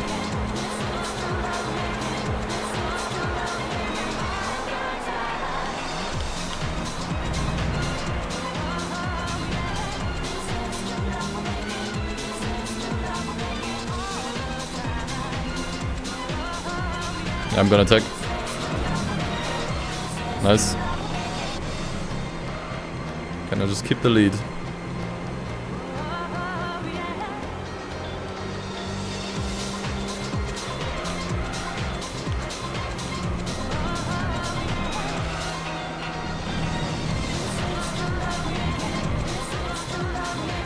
Okay, it was a little bit too slow through there.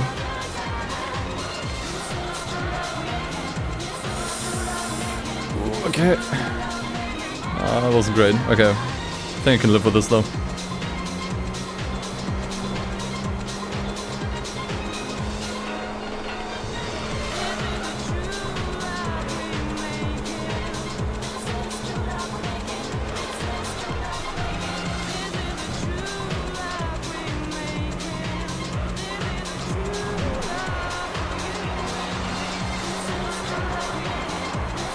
I did this song recently. I forgot where it was from, I just kind of found it by randomly browsing some music. Was it from Marvel? Was it Capcom? Definitely some fighting game. Oh, Capcom vs SNK, okay. Alright, easy. Just had to lock in for a lap.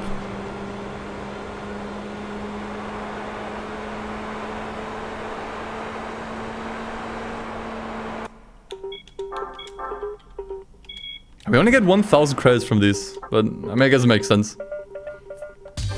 It's still just a beginner event. Once again, I don't think there would have been a better use for this car.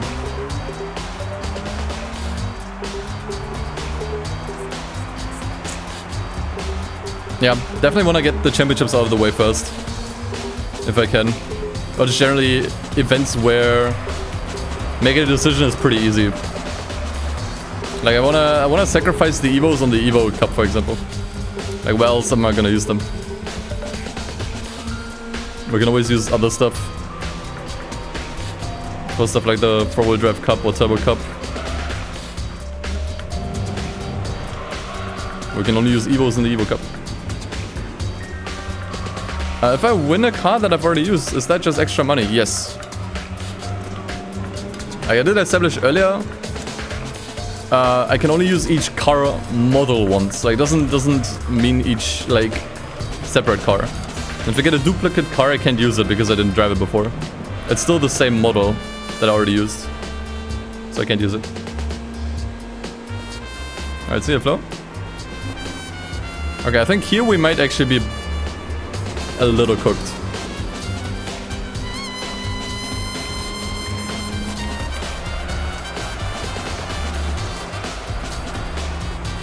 Because I think the opponents got a little faster here. I'm not sure.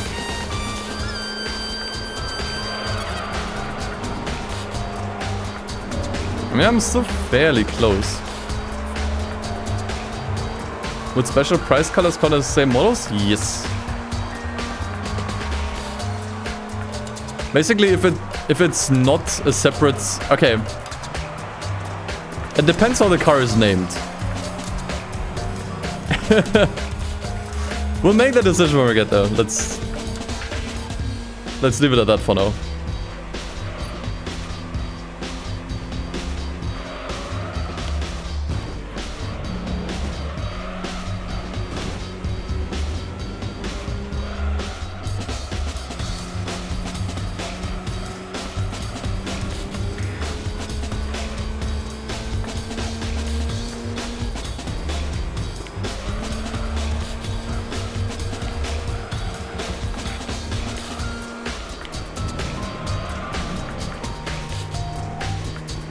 The separate models in the data, so we could actually, if it helped, extend the run. Yeah, okay, fair.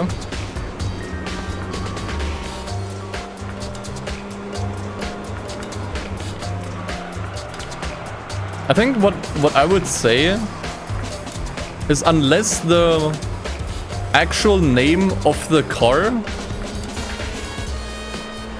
explicitly distinguishes it in the game, it's still the same car. Like, for example, let's say we get an MX-5 with a special color. If the name of the car is MX-5 special color, I think that would still count. Like, if the actual name of the car as displayed in the game is different, then I'm willing to count it as a separate car. But we can hold a poll on that, if you guys don't agree. It is a bit of a loophole.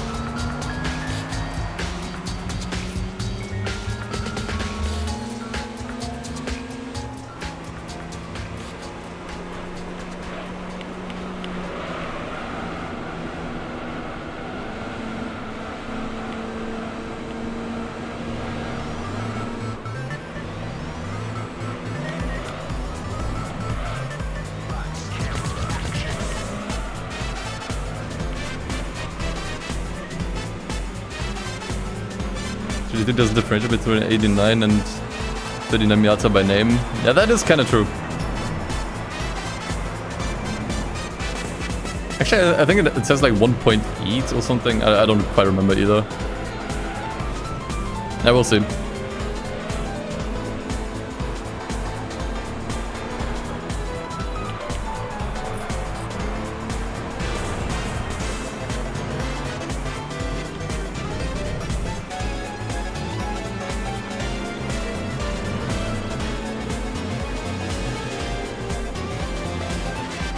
I'm sure this is winnable, actually. I feel like I say that every race. Okay, the AI is very slow through here. I think it is winnable.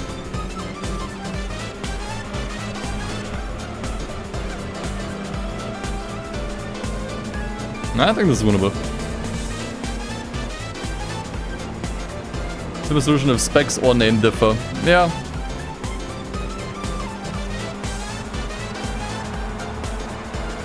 Guess that will work. Now the songs are from G3. It's my own playlist.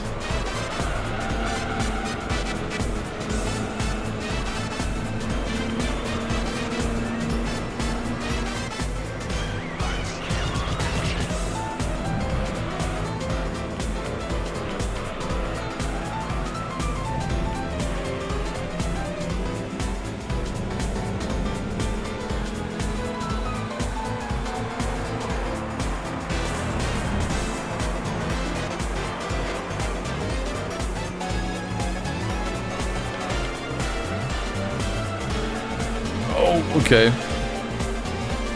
Okay, I have to make a pass here.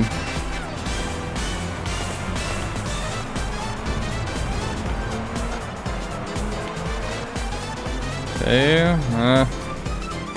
Slow through that corner. I don't think I can win this. I don't think I can.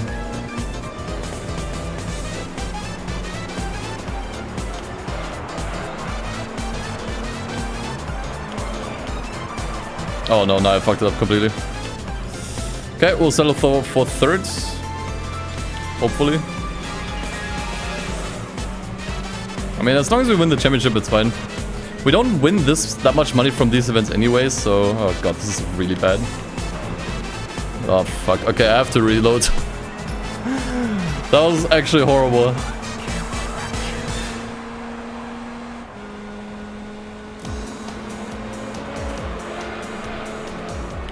Could only block one of them and I ended up blocking neither of them.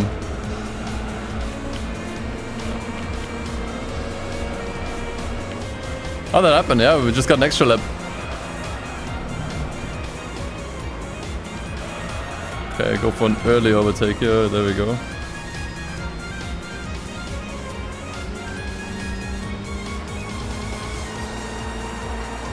Nothing happened in the last 2 minutes. Collective memory loss. My favorite.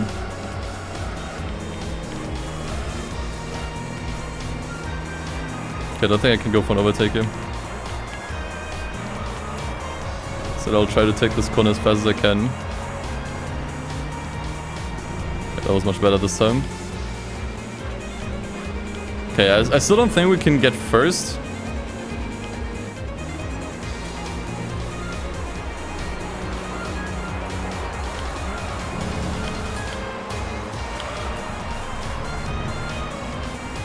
Oh. Ah, dude, okay, I can at least try to pass him.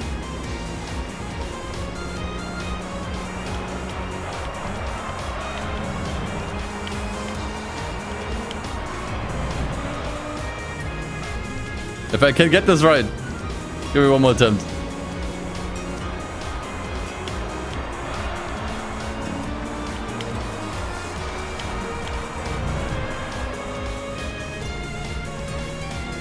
Come on! We just don't have power, man. Why is the Lexus so ass? Okay. And how are these... How did they get so close here? Dude, this makes no sense to me. I drove way better and the result is exactly the same. That actually makes no sense to me.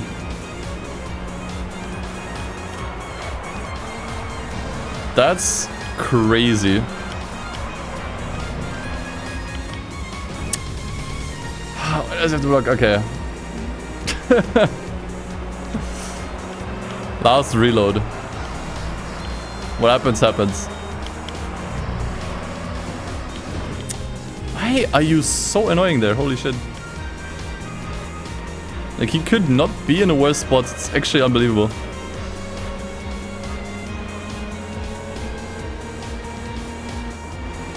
I'm just gonna chill here. That's insane. It's like they're working together. Look at this shit. I can't not get I can't not get 5th. That is absurd. Because they all try to overtake at the same time, so they spread out. Which leads to me being unable to block everyone. That's so coordinated. Okay, this time I'm really close behind the... What? How are you already overtaking? Stop! Okay. I'm fine with that. Now I kind of made it. Because for some reason the red one went for an early overtake, so I could block him and then the rest. What a pain in the ass that race is. Get me out of here. Oh, that was horrible. What are the standings? Okay, we're still very, very far behind, far ahead. Okay. Thankfully, the field is pretty spread out in the standings, so this is actually fine.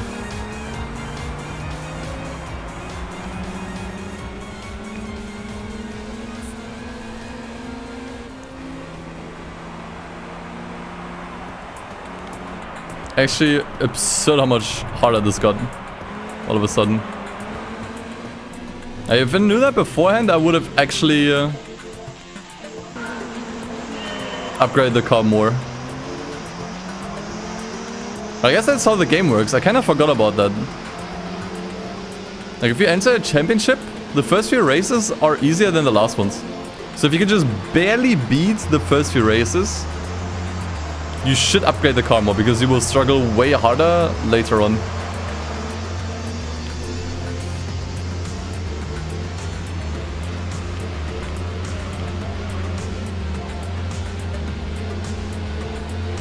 More classic GT3 design, yeah. Like here, there was nothing I could do in the beginning.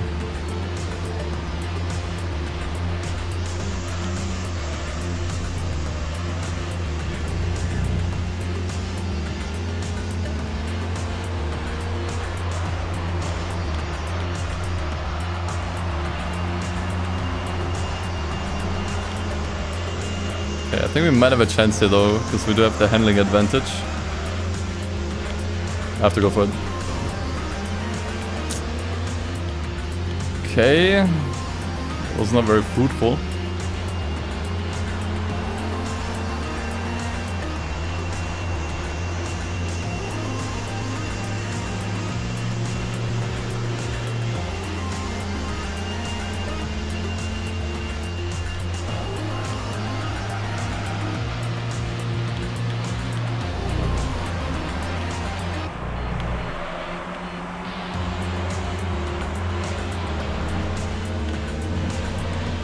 Yeah, we're not winning this, I think. These I'm actually fine with losing though. Because once again, the prize money here isn't life-changing anyways. Whether I get 500 credits or 1,000 doesn't really make a difference to me. I think as long as we win the championship, we're fine.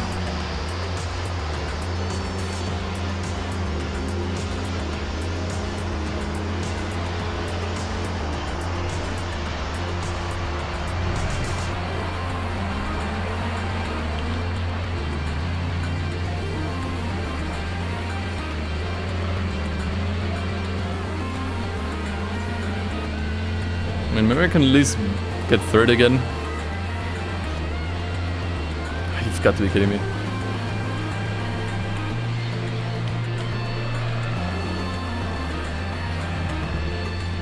Okay, next time I play this game, and if I for whatever reason feel like doing this event, gotta remember, either buy the Toyota or put my upgrades into the car.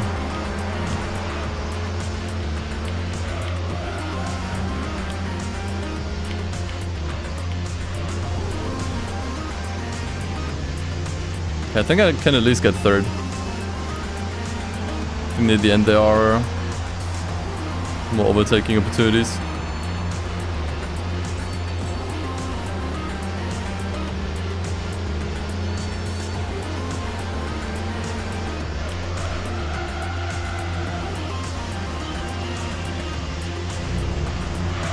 Okay, not if I drive like this. That was a very interesting hitbox though.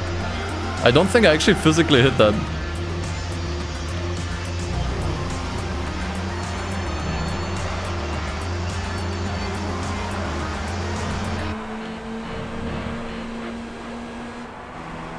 What's the driver in first, by the way? Oh no, I'm an idiot. Can't count. Oh, so this is CBT. Okay, I'm glad when I'm done with this. I should have just upgraded the car more. I gotta stop being so... I'm not greedy, but I'm trying to save way too much money. I think another upgrade for like another 2k would not have hurt. It really wouldn't have. Boy.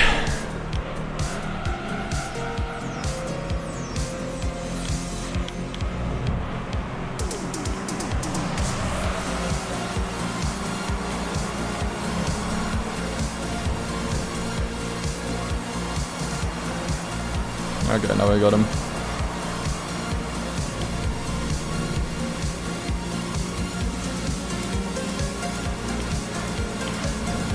I'll take a third place. Just get me out of here.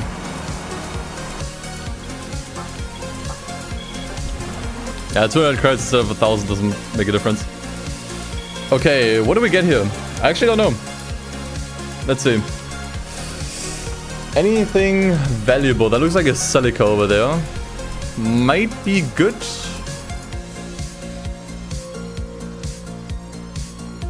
I mean, this one would just be a four-wheel drive championship contender, I think. Something with 4 wheels and an engine. You are not wrong. Okay, do we get anything else? Different color Celica? Different color Celica? I think we get the... Ooh. Oh, it's just the same one. Okay, so you can get this car or the newer trim. I do think we want this one, right? We want the four-wheel drive one.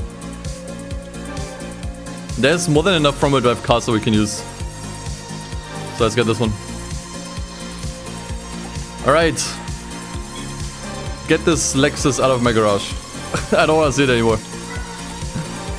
Wait, they're all front-wheel drive.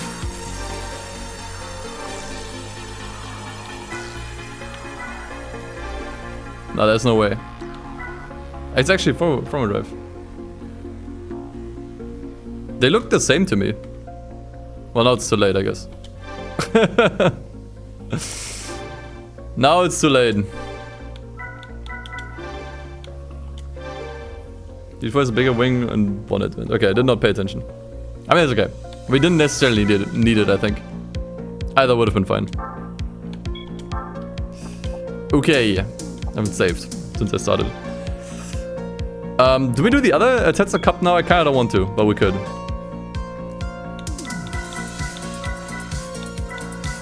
The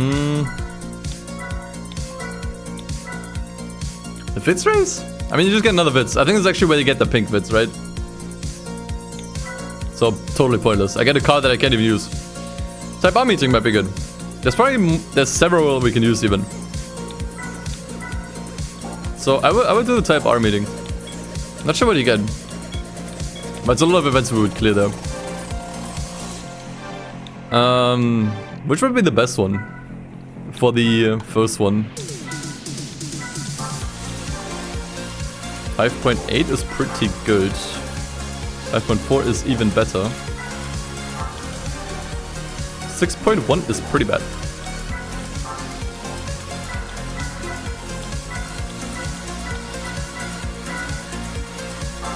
I guess we can use this one. It's the slowest one. I've actually never used this car either. I think I want to keep the Integra for another event.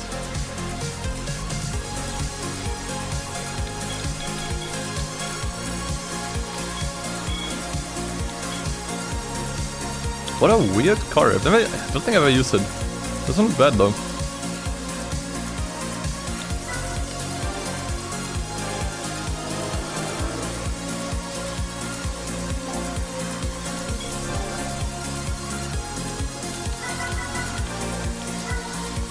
So this car does need to keep up with Civics in there, I'm pretty sure.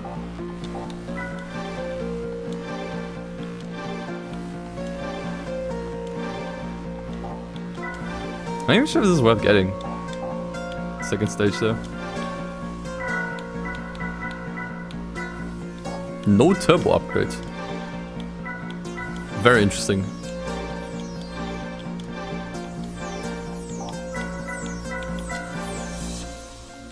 Actually, I cannot get that much performance out of this one. I hope that's not a problem.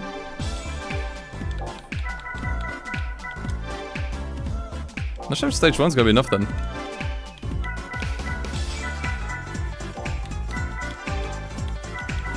Let's give it a test run, actually. Losing or quitting events, I think, is fine. Let's see how we do.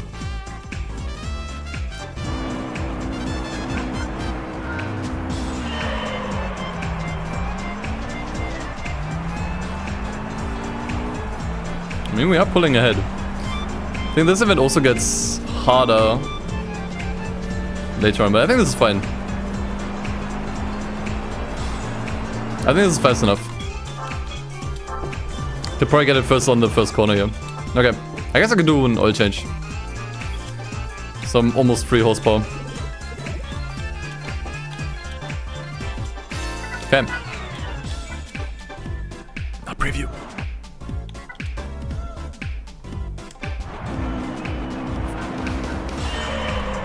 Very interesting car. Never really paid attention to it.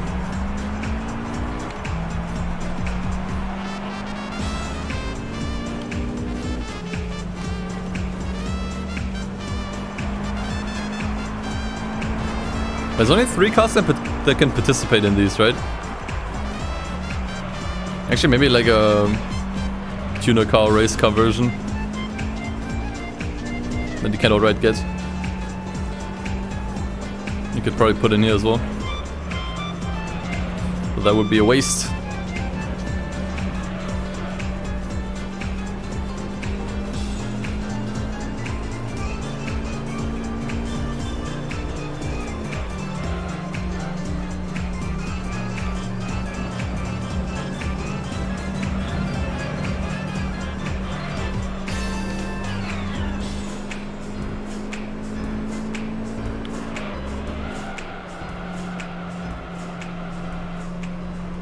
That's 1000 type R. Well,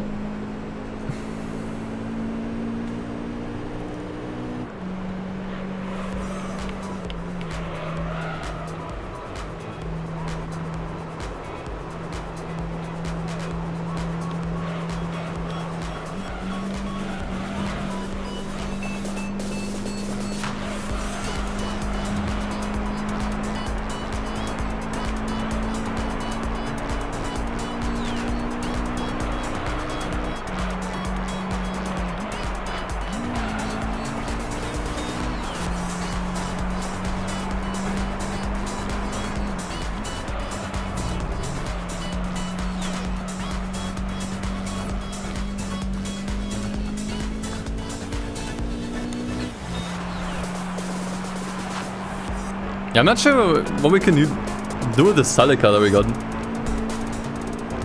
Maybe amateur or professional FF Cup. Probably the best fit for that car. Can't really think of anything else.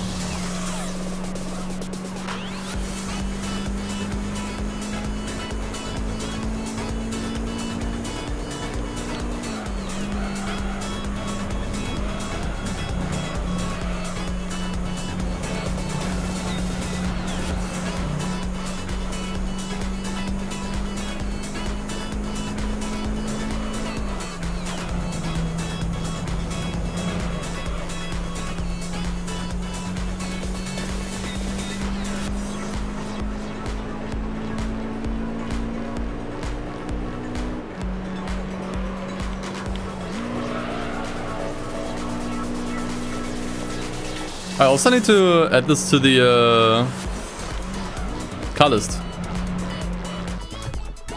I think the full name is a little too long. So I'm just gonna say a core Euro. Should be enough. Oop. Right, that's how you write it.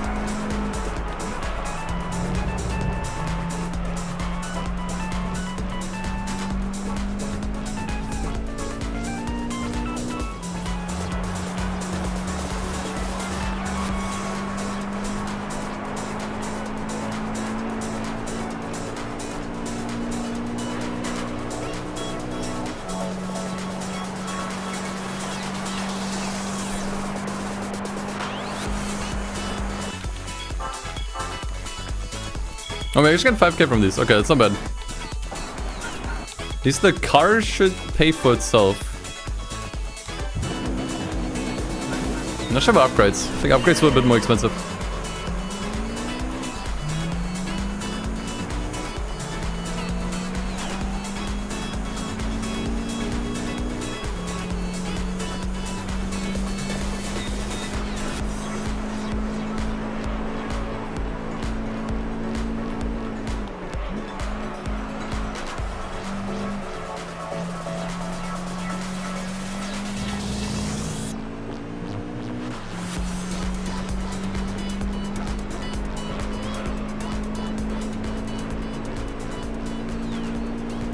They've already been at this for 2 hours, holy shit.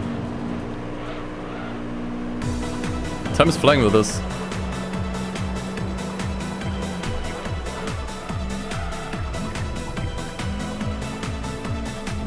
I think at the 4-hour mark we'll watch some video game or racing game trailers and intros. I think that's probably the point where I'll switch.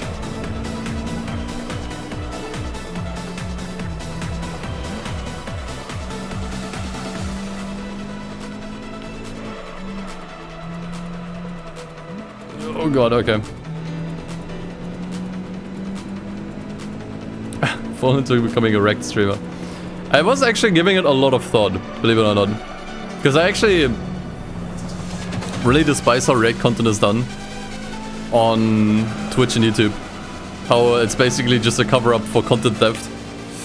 So I said I'm not gonna react to any YouTube videos that like any other creator made. And I only react to something if I feel like I'm adding something to it. That's more than just commentary. Because commentary to me is not adding enough. So for example, we reacted to the Wanga Midnight soundtrack. which I think is fine. Because I think music is really meant to be listened to more than once, like more often. Like I actually found a lot of music through people reacting or reviewing music, right?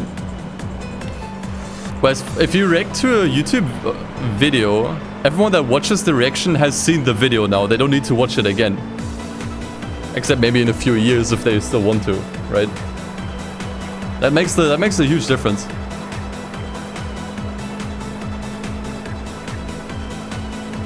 So I think music reactions are 100% fine. And what we're doing now, I think is also fine.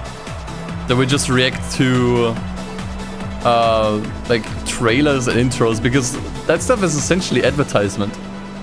Like I don't think a video game developer would care if I react to, well, like, let me put it in other words, I don't think it's harmful if I do it. Because I'm actually literally just advertising the game, which is what actually matters, like that people get the game and play it, you know? And we once again, like, I try to add stuff to it. Like, for example, with the Wanga Midnight reactions, we had, like, community votes.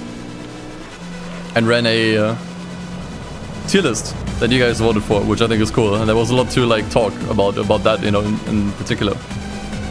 And with the trailer and intro reactions, I'm actually grading them.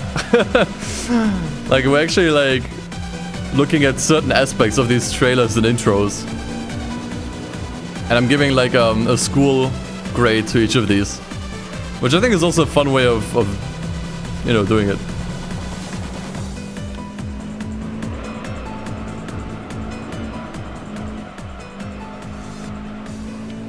Yeah, exactly. The actual content isn't just watching something. The actual content is like, okay, what grade does this get, you know?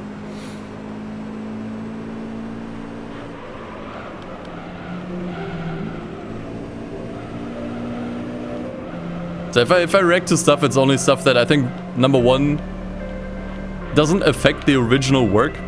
Like if people watch my reaction, I want them to be able to still watch the original video and enjoy it just as much. That's important to me.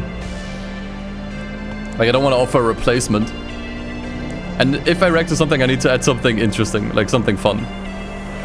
Just yapping is not fun enough. That's not interesting enough, you know? Either make a tier list, or I grade it, or maybe I come up with something else that's kind of fun. Only then does it constitute as good enough. At that point, it's not even just a reaction. I think it's actually something more transformative. Like, reacting is just a part of the actual thing.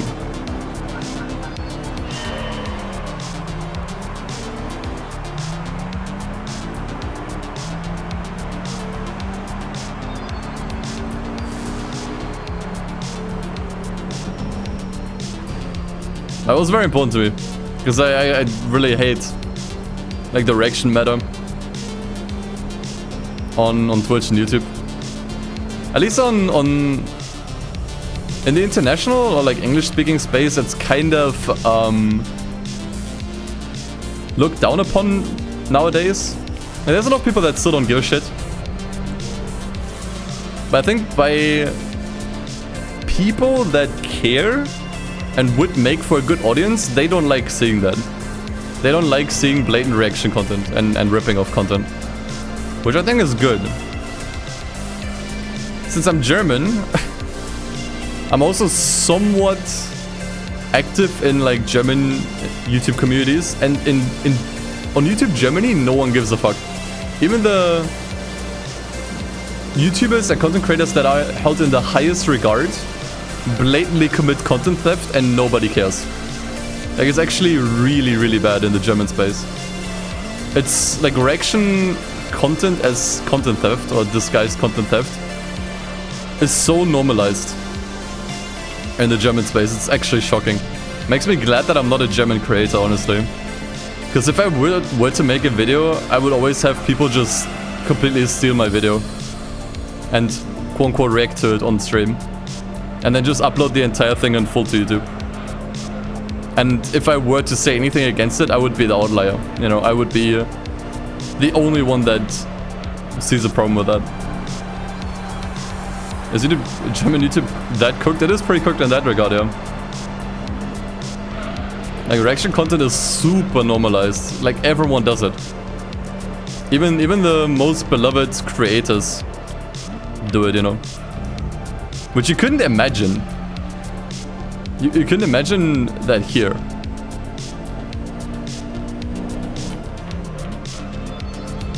Like, what's a content creator in the international, like English-speaking space that people like? Like imagine like a Jacksepticeye or a Markiplier just on stream watching like a 1 hour long video and editing nothing and just uploading it to YouTube. It's just wild. That would be like, what the fuck? But that's exactly what's happening in YouTube Germany, you know? Like the equivalent to like a Markiplier, like a creators that are held in high regard, they're just doing it, you know? No one cares. I am really glad I don't do content in German for that reason alone.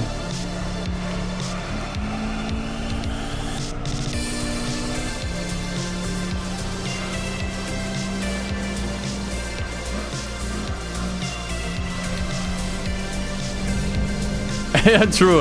I mean, Quabblecop is Dutch, but I wouldn't consider him a Dutch YouTuber.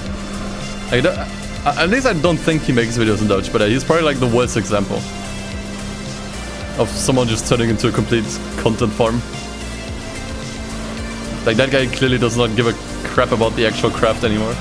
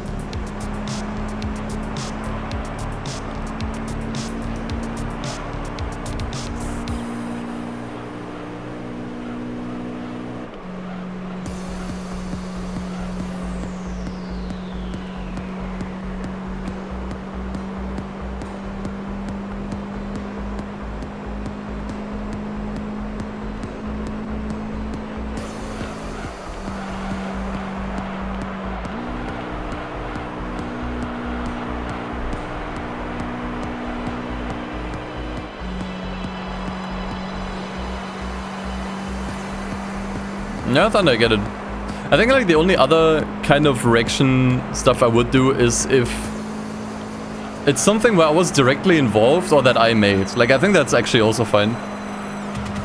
I've actually no, I think I did do it. I did react to someone making a CinemaSins type video on the Pepega mod. I think reacting to that is actually fine because I made it. It's literally like my... I don't want to say property, because that sounds kind of defensive. But I think that is also fine. Like, that video wouldn't exist without my initial work. I think that's also okay.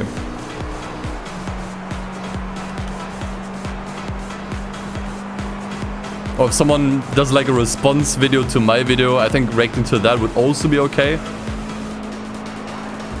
Because that piece of content wouldn't exist without me in the first place.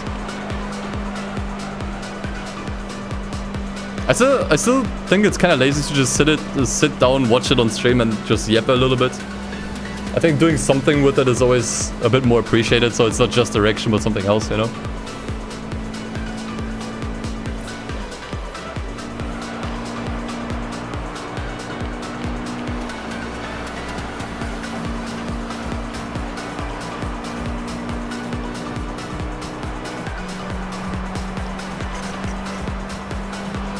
Well, those are like the three I accept.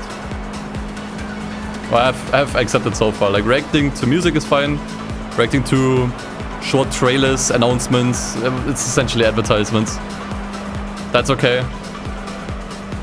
Like, for example, I think I also don't have a problem with people reacting to stuff like Nintendo Directs or, I don't know, the Game Awards. Because the point of those isn't the trailers. The point of those is to advertise the games, right?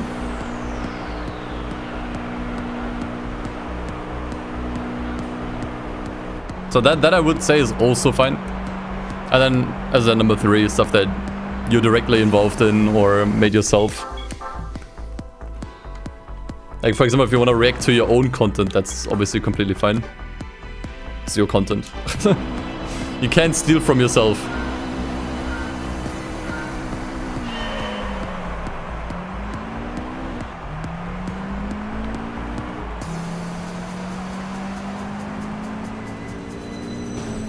Oop.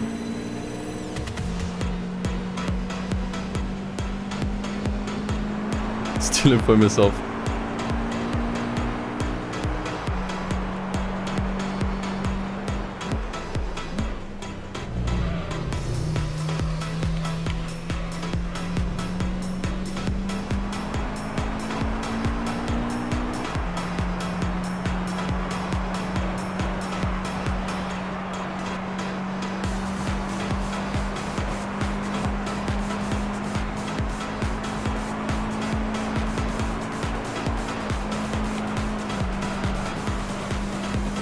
Tokyo in reverse actually... I'm not sure if I would say this is supposed to be foggy or just cloudy. But the weather is different. I don't think I ever consciously noticed that actually. What's my take on people defending React content by saying how much harder you want them to react till it's transformative? It doesn't really matter how hard you react, it's not transformative, period. Like, even if I pause the video every 5 seconds to say something, it's not transformative. Like, if what I say is not of value, it doesn't matter, you know? Like, I think if you really wanna do a reaction video that's worth anything, or a reaction stream, you should do a commentary video. Right, like you watch the video beforehand, you don't react to it for the first time, you watch it beforehand. And you just show snippets with it where you have something of value to say. Like for example, there is a lot of cool videos out there where professionals react to video games, for example, or video game scenes. Like, I don't know, martial arts professionals react to Street Fighter, Yakuza, whatever. Or, you know, something of that sort. I think that's perfectly fine. Because they actually have something of value to say, and it's actually more about the commentary and less about the clips they watch. You know? Like, what they say actually has value. Like, if you are a regular streamer and you watch a random video for the first time, you cannot have anything of value to say. You're watching it for the first time.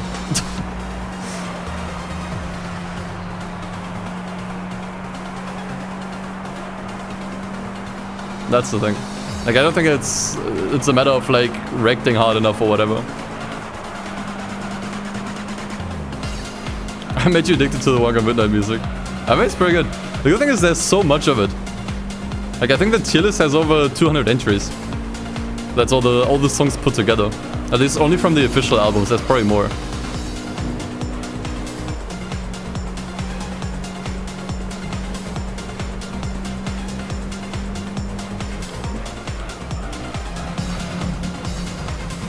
I guess like one last thing to say, like to just kind of wrap up what I was talking about earlier.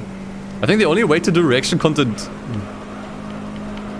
decently is if you're not reacting, but you're commentating and the original video you just use as quotes.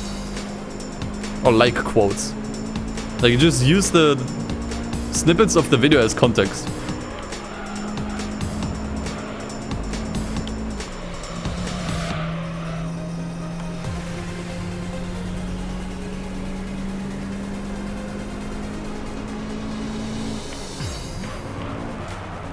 And to be honest, I think that's more fun either. Like, if I'm being honest, it's just better content. Like, even, it doesn't matter what you think, like, what's fine, what's not fine, what's ethical, what's not ethical. Isn't that just more interesting? Like, would you rather listen to an actual professional give good commentary on a video that's insightful and interesting? Or do you just want to have some dunce watch a video in full and pause every 5 minutes to say something meaningless? Like, let's be honest. It's just better content. Regardless of what you think about it.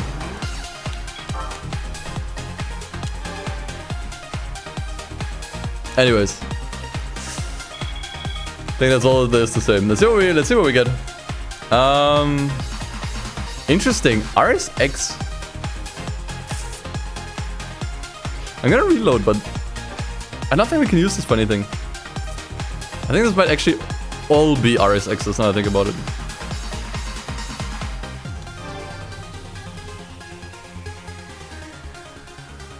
I think it's all RSXs. Just different colors.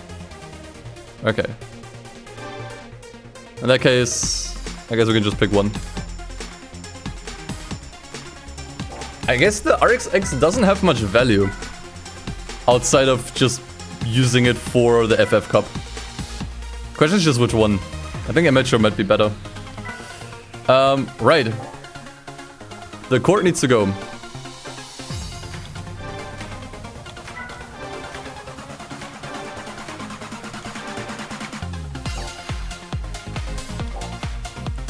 Why is not disabling ASM? Too lazy.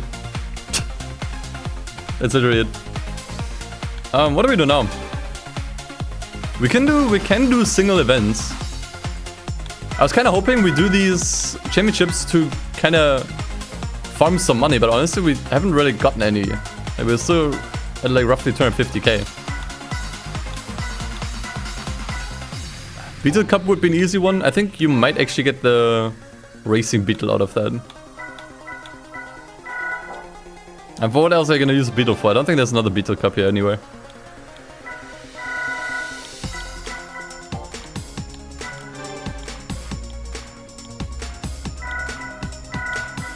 Yeah. It's Beetle time, boys. Which one do we pick? I think there's the RSI. I think that's a bit too expensive. I still wanna make profits. That's 70k.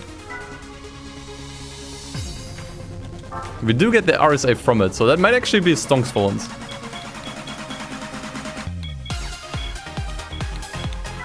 Why is that purple go kind of hot?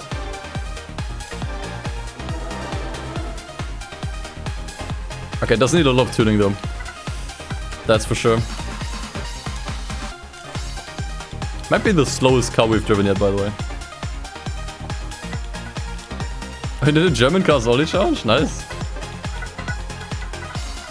I do think the flywheel is pretty good actually in this skin. Worth getting.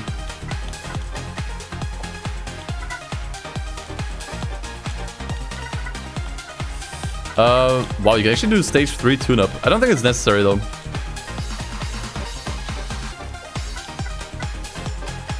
Stage 1 is gonna be enough, surely.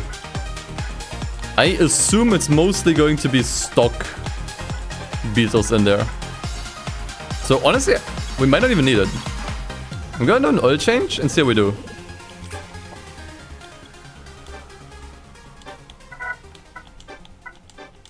Fuck. Why is preview the first option? God damn it. Oh, they're all using cup cars?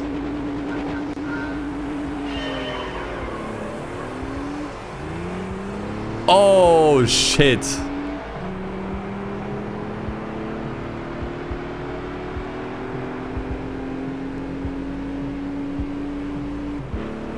Okay, that might be a problem. It's beatable. It's just gonna cost us more money than we can get out of it. Look, again, I'm not doing this without any more upgrades. Beatable, yeah, very funny chat.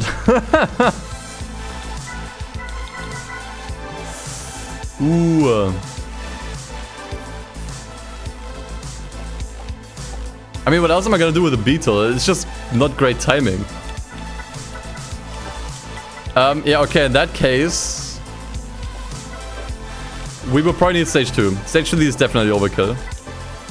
Port Polish? How the Polish get into my car? Yeah, we need stage 2.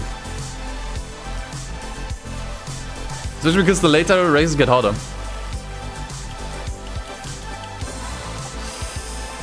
Yikes! Did I just do an oil change? I forgot. I'm gonna do another one. Now, duplicates of cars are not allowed. I can only use each car model once. In fact, we're adding this one to the list. Can open up a new line. Can I maybe...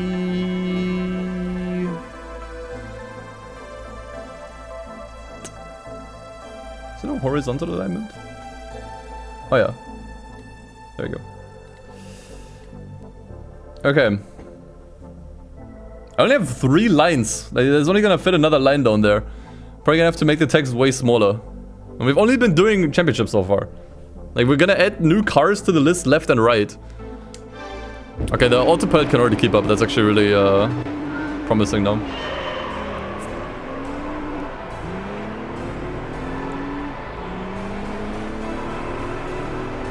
But if we do get the Beetle RSI from this, that might still be worth it. In fact, we could... I mean, obviously we can use the prize cars once. And I'm pretty sure we can use the RSI for something. It's actually pretty good.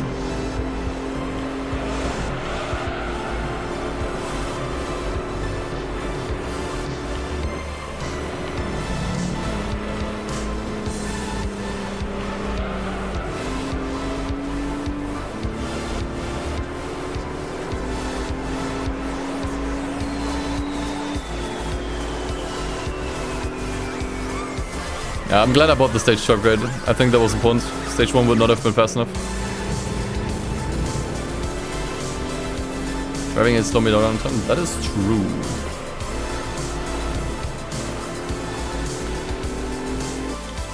You're right. I think it's actually required that we get rid of these now.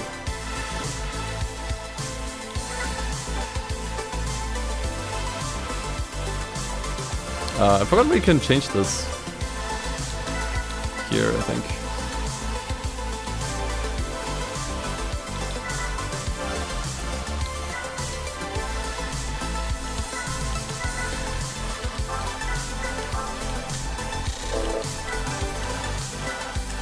In TCS, I think I'll leave at 1.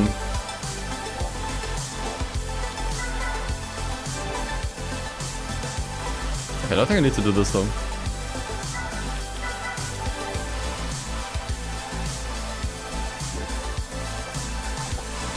Okay, let's try this again now.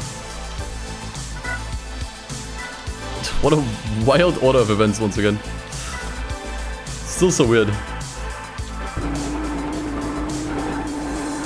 Never played GT3, should change it at some point. Yeah, for sure. This game plays very differently to the other Gran Turismo games. So even if you played a bunch of them, this is definitely a different experience. In handling, progression, difficulty even.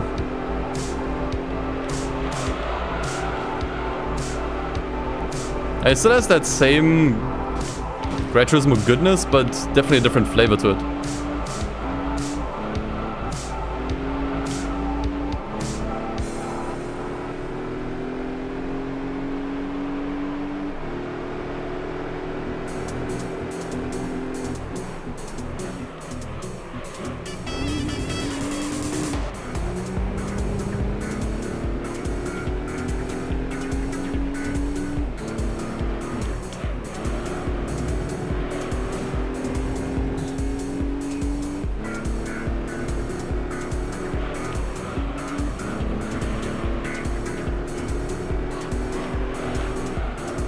I might have to log in the later races, actually. Shouldn't be as much of a disaster as the Tetsa Cup. Probably not gonna be easy, though.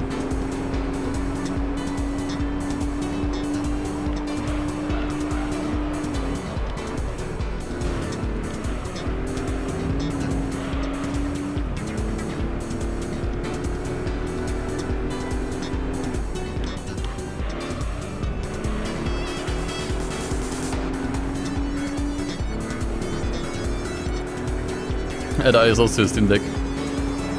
Yeah, I actually use I forgot what the program was called, but I set up an FTP server so I can transfer games over to the Steam Deck wirelessly, which is so unbelievably convenient actually.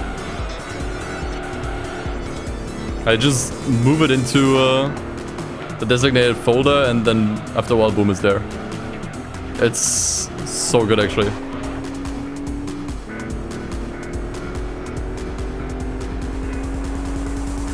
Like magic.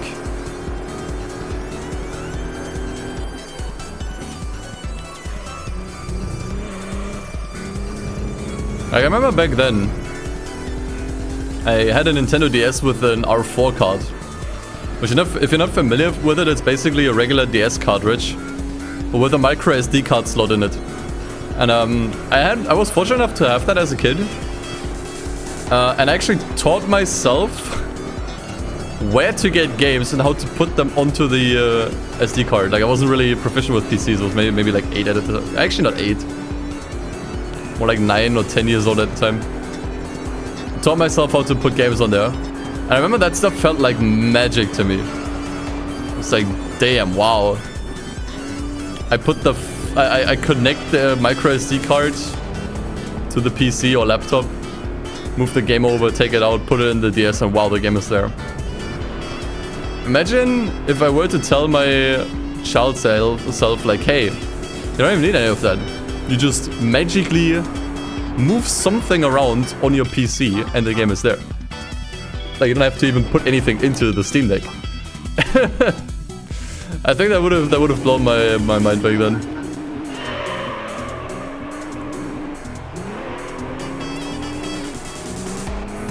This beetle doesn't sound like a beetle. There's a beetle in the engine. So it's just really quiet.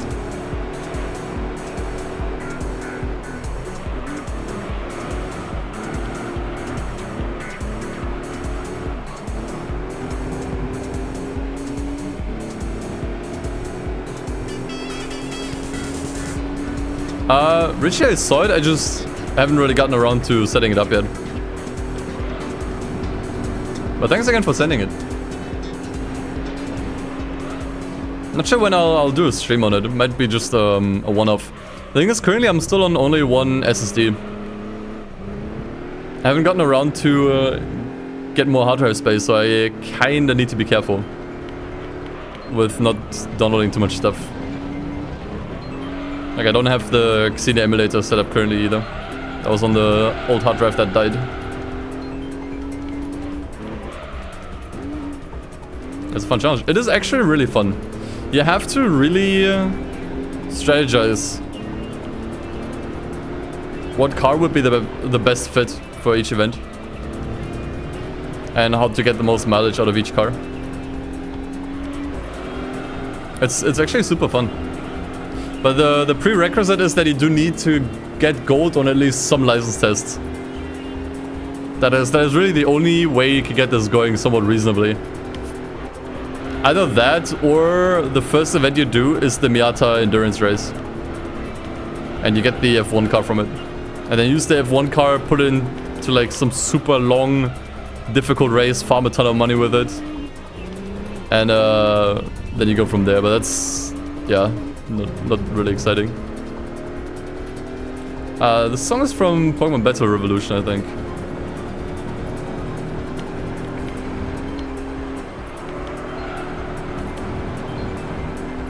Or do all time trials gold? True, I didn't consider that as an option. How hard is that to pull off? Is that harder than the licenses? I mean, certainly less. Is that something we could do? Oh god, we have no top speed on this thing.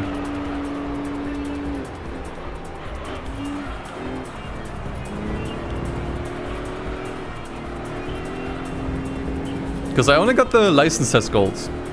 Yes, I did them myself. All swiftly done in an afternoon.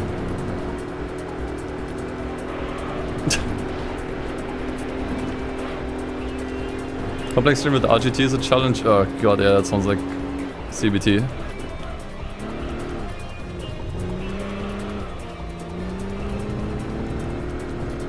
Other ones were quite doable though. Okay.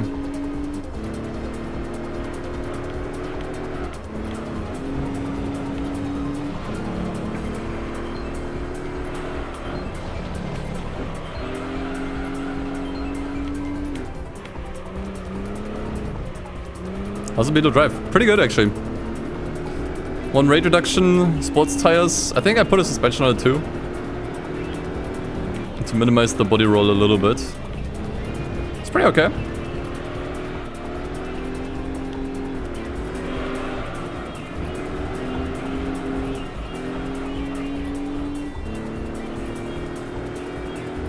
Not too bad for a car with the aerodynamics of an egg.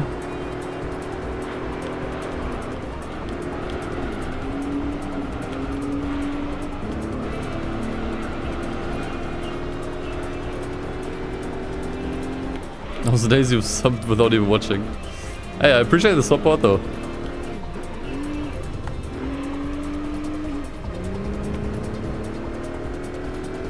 Actually, I think the only sub I have currently running on Twitch is for Dove. I cancelled all the other ones as a money-saving method. Doves I kept alive. Because the funny thing is, currently we have the same amount of months. And I don't want to ruin that.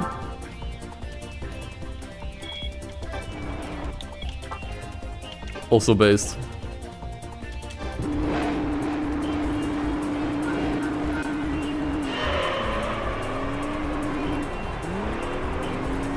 Very bromatic.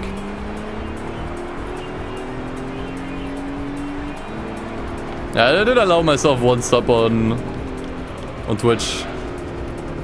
One I can afford.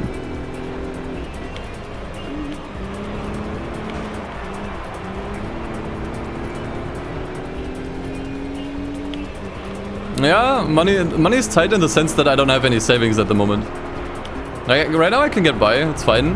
But this year I want to rebuild my savings account.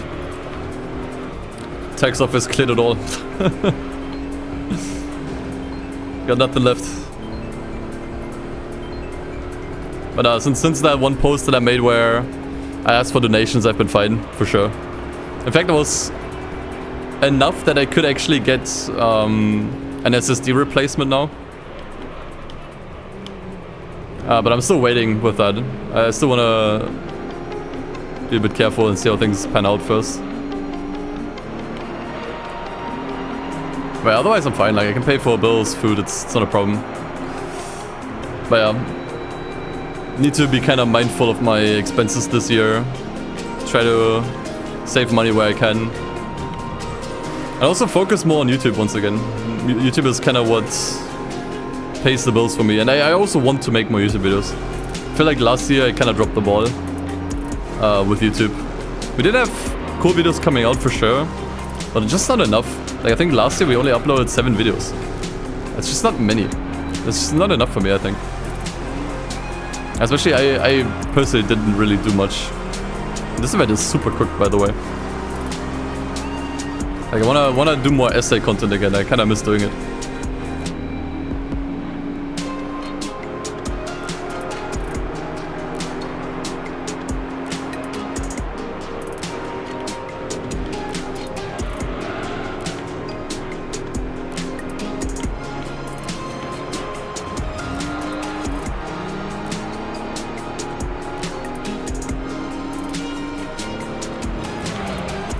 You have got to be kidding me. Oh my god. I don't think we're winning this. However, unlike with the Type R race, not the Type R race, the Altezza race, I'm actually fine if we don't win these. Because I know I would not want to spend more money on this car. The amount of money I spend now is the maximum I was willing to pay. Anything else would not have been worth it.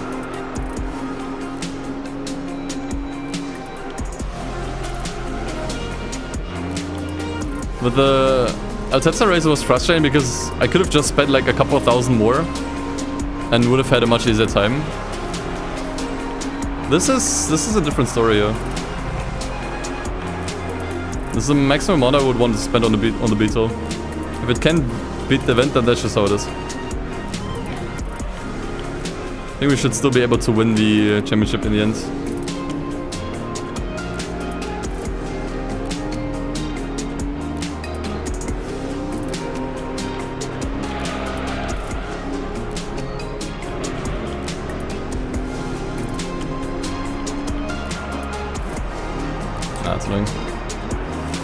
I want to do that again. I got blocked.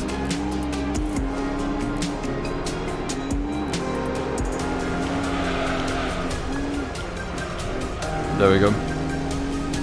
No.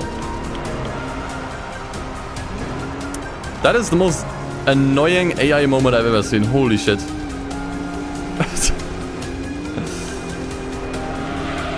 I think I just need to push him fully into the wall here.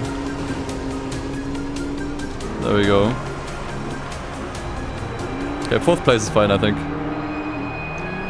Could have maybe driven that better in some places, but that's okay.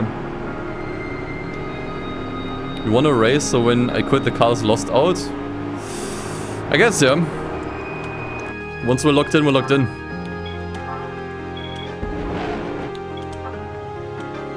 How are the standings? Ooh, that one. Oh, no. Ah, fuck.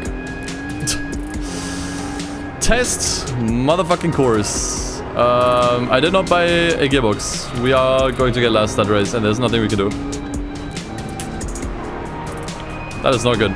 That is not good at all. Especially because we have one other beetle that's clearly in the lead.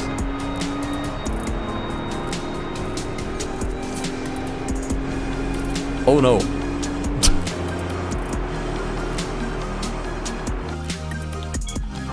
That is really bad. Did lose out on a bunch of money here though. That's actually really bad. Oh no. It's not letting me change gearing, right?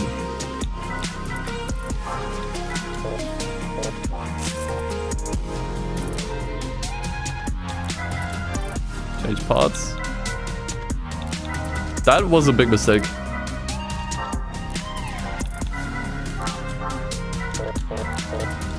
Not getting the full... Oh, lord. Okay. Well, GG's. We ain't winning that one. Might as well just speed through it.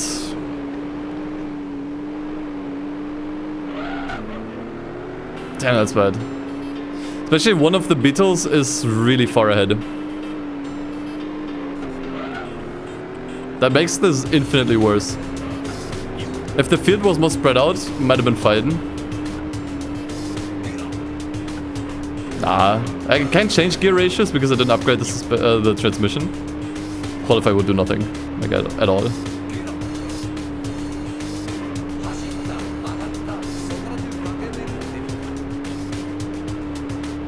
That's just a guaranteed loss.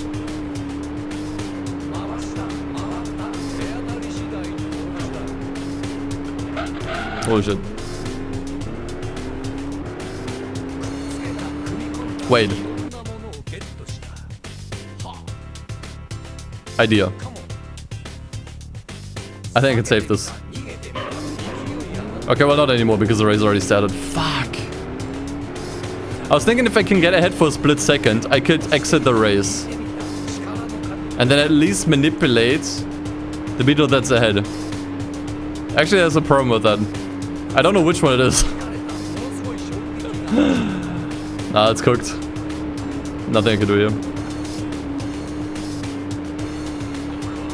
Nah, you can't exit the race and upgrade the car in between. It's just... yeah. Need to buy a transmission. Had I looked at the events before starting the championship, I would have seen test course and I would have run a test. But since I didn't, I have to suffer the consequences.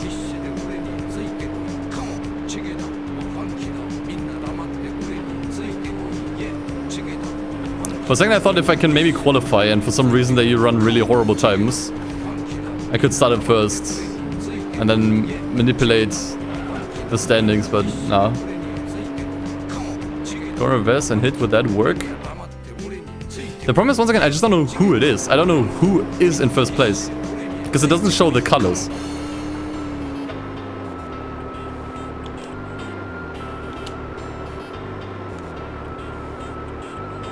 Was it the white one? Actually, that might be fine. Whatever that was, we're not far behind in the standings. Okay, one car has 30 points. That's pretty bad. But yeah, the problem is I don't know who is who. That's the problem. It was the white one? That one had the most amount of points earlier. I mean, I guess we could try.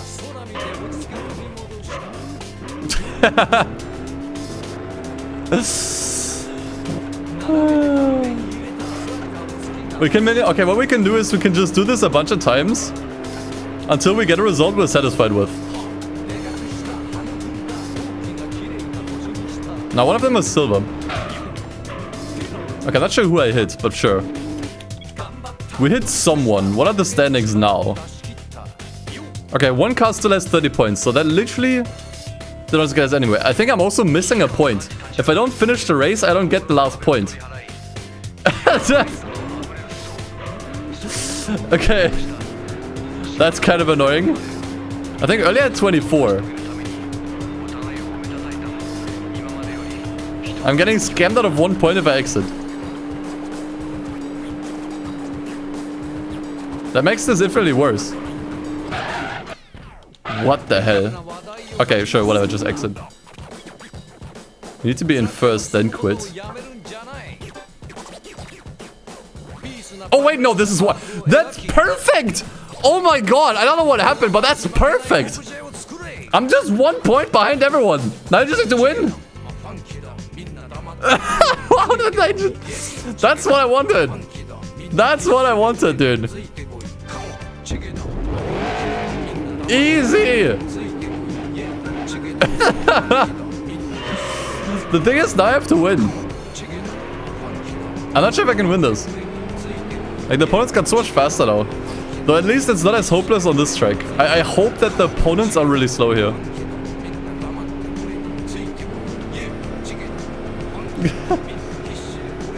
Should be doable. At least it's not as hopeless as the test course race. But dude, that was good.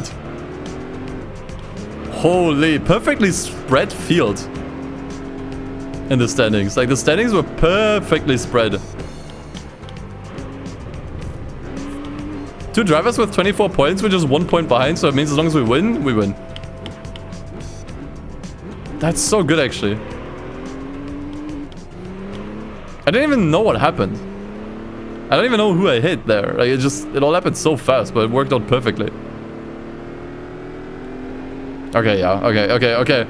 I think we got it here. We got it in the bag. Whew.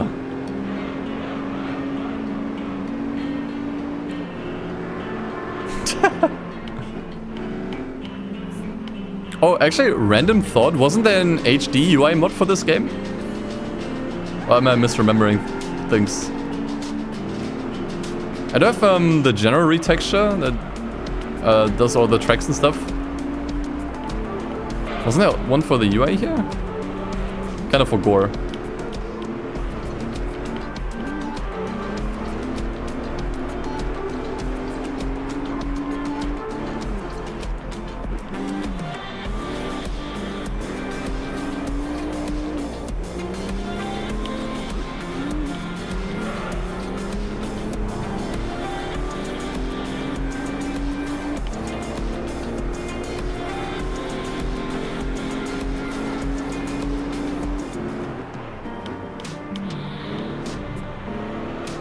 Yeah, we can definitely win this. Okay. What a bloody save.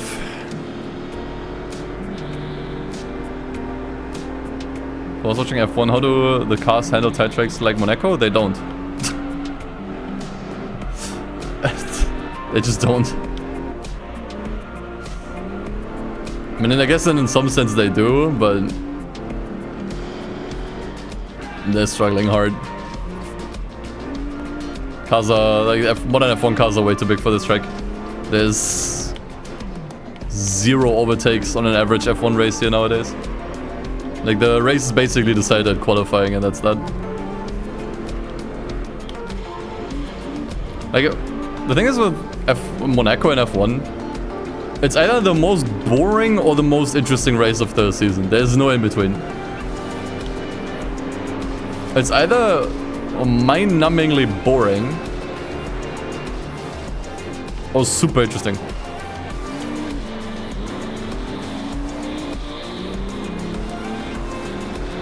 I put a rule in place. I need to do 2 pit stops in Monaco. Oh, okay. Yeah, pit stops is like the only time where there's like any reasonable changes in positions. Because the cars are just too wide, you can't overtake you.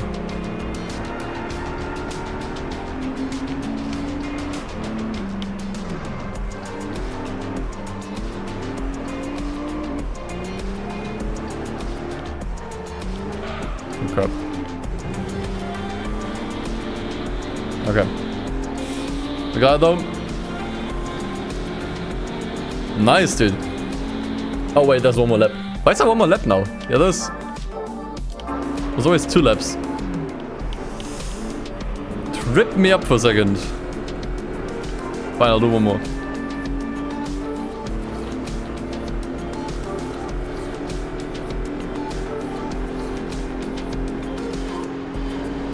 Is there a vehicle randomizer where every single race the car changes? Not in this game. I think Dove made a stream and video recently where he did it in Need for Speed Carbon. If you want that.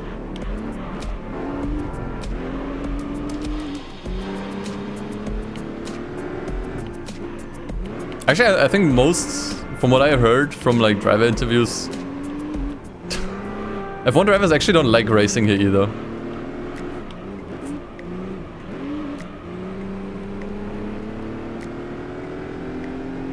Obviously, everyone's opinion is different. Maybe some of them do like it, but...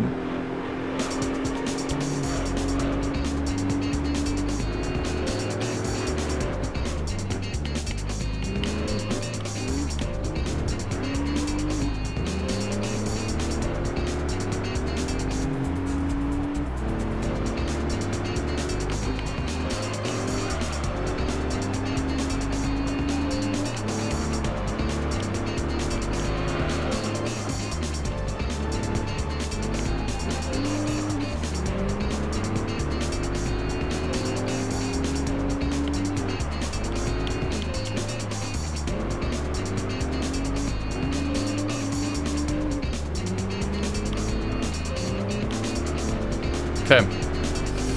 There we go. That was the last lap. We made it.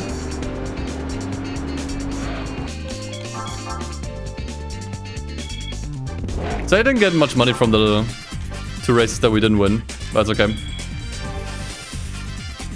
And we get... Wow, it's the same car 4 times. Okay. So I have to get rid of the Beetle. Actually not worth anything. Now I got a nice Beetle RSI. We actually have very good cars there, very interesting cars. So I don't think there's many championships we can still do. We're gonna have to move to single races soon. Wits race is pointless, gives us another Wits. Audi TT race we can't do anymore, we already used it, as you can see. That's pretty much all the championships in the beginner league. For these we need faster cars, I think. Right? Typical opponents here are... Actually not at all. It's just sports cars. Huh. Okay. These might be doable with anything then. Think about anything else where only like certain cars can participate. I mean, I guess we could do the other Tetsa Cup and the other Type R meeting. Those would be no-brainers, I guess. Sure.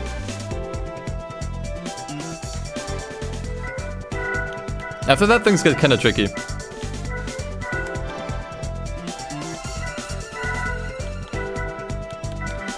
Where was the other one? There we go.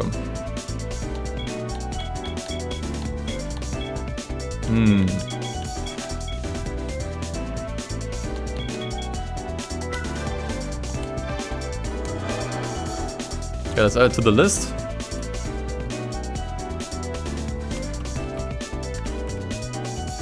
So that one's gone.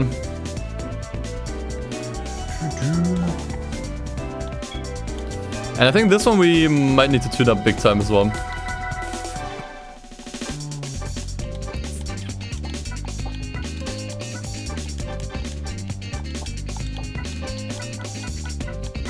Stage 4 turbo was probably overkill. At least I hope.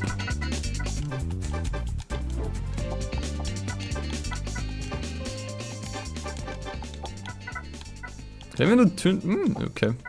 It's not worth it though.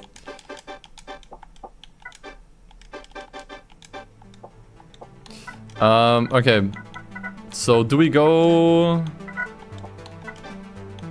stage 2 or stage 3 turbo kit? I think what I'll do is I'll save here. Buy stage 2 first. If it's too slow, I'll reload the save by stage 3.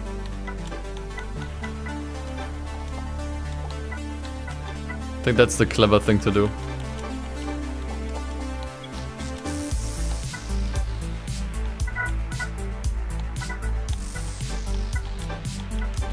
Okay, so we do. It's all it tells us now.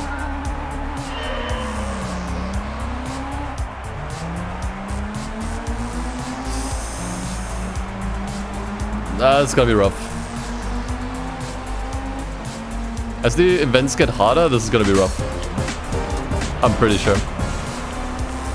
Hey, Fire Special Star, thanks for 5 months. Amount of months I've spent sub without even watching the stream. Nice, dude. Yeah, I don't think this card's fast enough. The events do get harder, and I think they're gonna be hard to beat after this.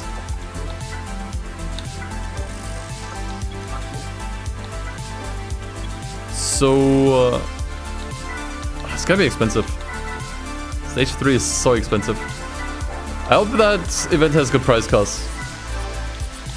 Alternatively, you could maybe buy next weight reduction. It's not gonna be enough though. It's not going to be enough. How much does this do? Might actually be better. I mean, together this is like 16k. Which is only a fourth or a third of this. And this is overkill. I mean, I guess I still need to buy this one. That would still be cheaper though. Stage 2 turbo and the other upgrades. Oh, and an oil change. Actually, this might work. That I don't think is worth it. I would actually rather just get the oil change. That might be enough. With the pot polish. Let's see.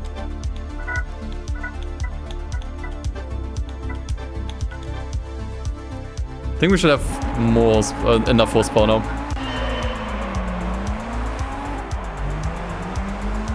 Oh yeah, this is looking better. Okay.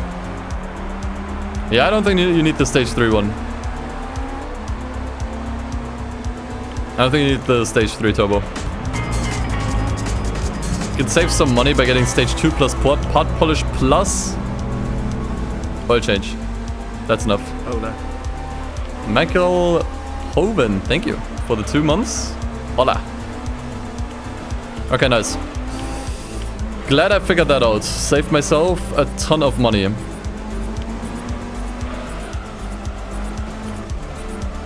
Love to see it. Okay, these events are getting real long. What price cost for this event? I am not sure. I hope there's at least one race car in there though. That I can gamble for. Okay. Thing is, they're still sticking by me. This is still gonna be hard. If I'm being honest.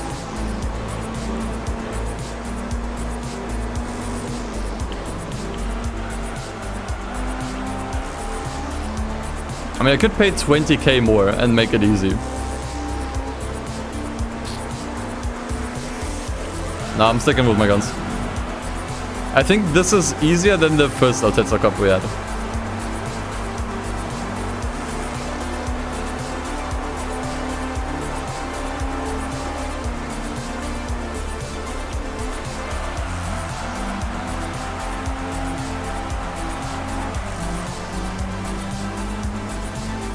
As long as I keep driving well, this is fine. Pay to win mechanics. I mean, hey, at least it's not real world money.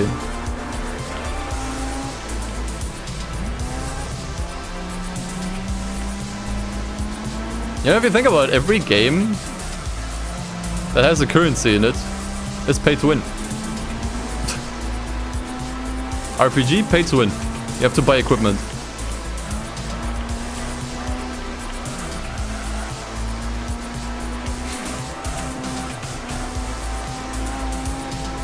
Does this car give me PTSD flashbacks? To 2 hours ago? Yeah, a little bit.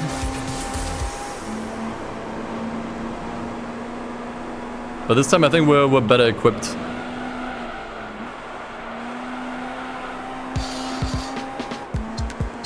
From the price car only run. I actually don't remember what happened. That run was so long ago. Probably like around 3 years ago by now.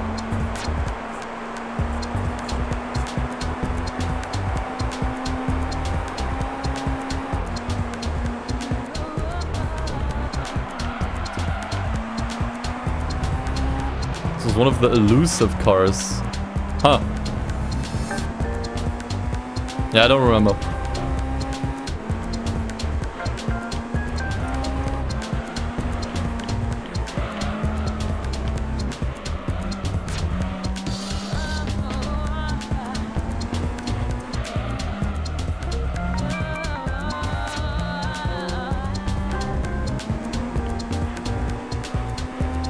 I attempt to rewatch my old video.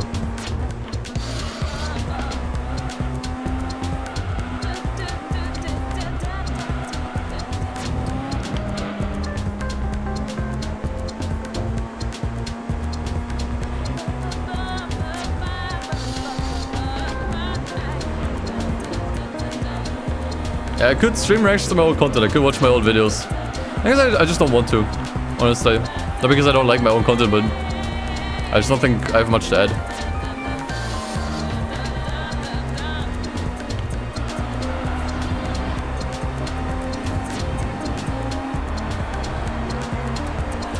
There's a Tesla race car in prices, okay. We should probably shoot for that then.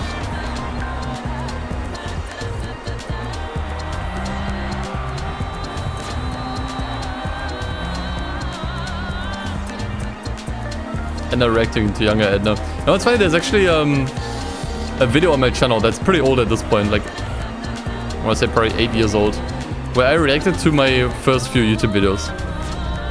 So it's old Edna, actually young Edna reacting to even younger Edna.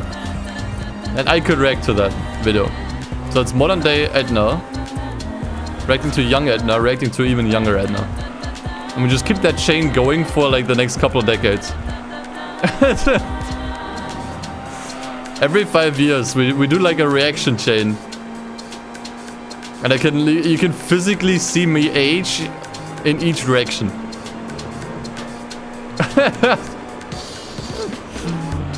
That would be pretty funny.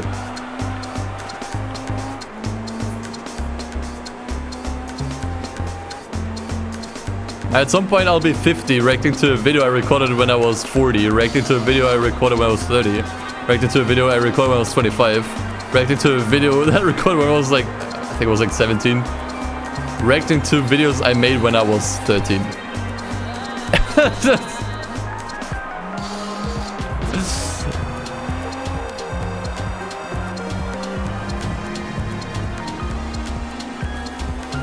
React to videos I made 5 days ago. And there were no videos I made 5 days ago, unfortunately. Except the bots, I guess.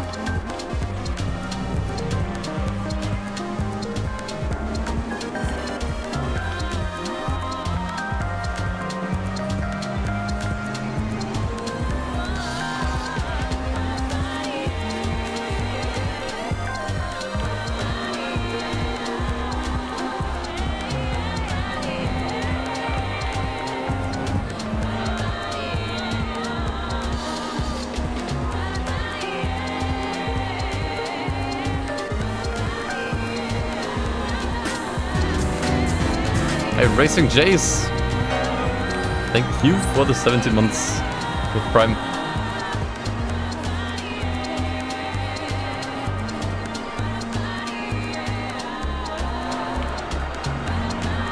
Okay, honestly, we got quite a gap over the course of the race. I feel pretty confident in this car now.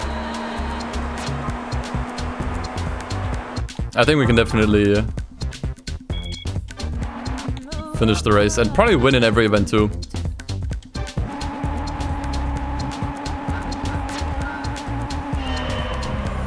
I think it's possible.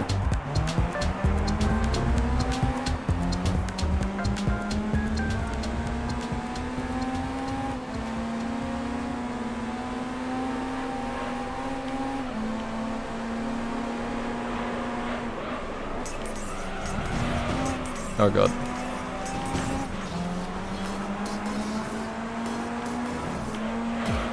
Well, I think on about Tokyo Extreme Racer on Steam, peak. If you haven't watched my video yet, you should. It sums up my thoughts pretty well, I think. I still stand by everything that I said in that video. I think over time, your opinion changes to that you have on a game. The more you play it, but honestly, everything that I said is still valid. In fact, I actually fixed some of my problems that I had initially. So the game actually only got better.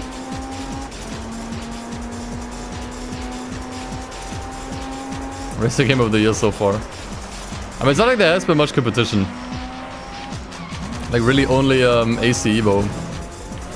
But that one launched way too early, I think. That one could also be good though. I don't want to shit talk that game. It's just I think the management around that game was not the greatest. That's obviously nothing against the game itself.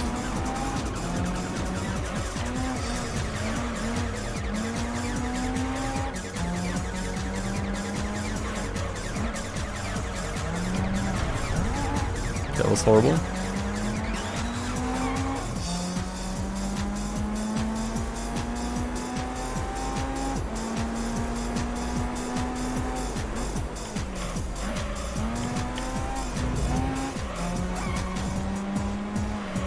Did I say TXR? No, I meant as AC Evo, launched a little bit too early. Like I think it's just very interesting how they both came out at the same time in early access. But one was in a much better state and offered way more than the other. So it's kind of hard to excuse AC Evo's limited content launch and also not great technical state.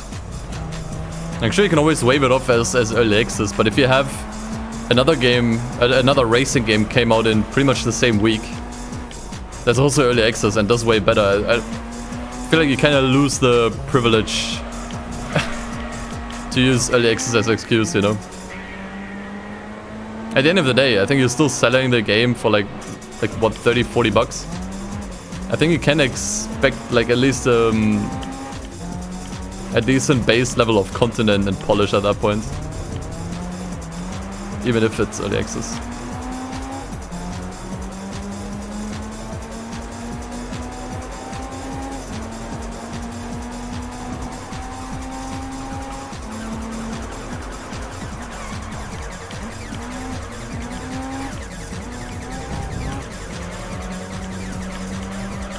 I'm also gonna dive into Wreckfest too? Yeah, probably. I'm not sure if I'll make a dedicated video on it. Probably not. Unless I get some early exclusive access, then maybe I might. But I'll probably stream it. I actually really enjoyed Wreckfest.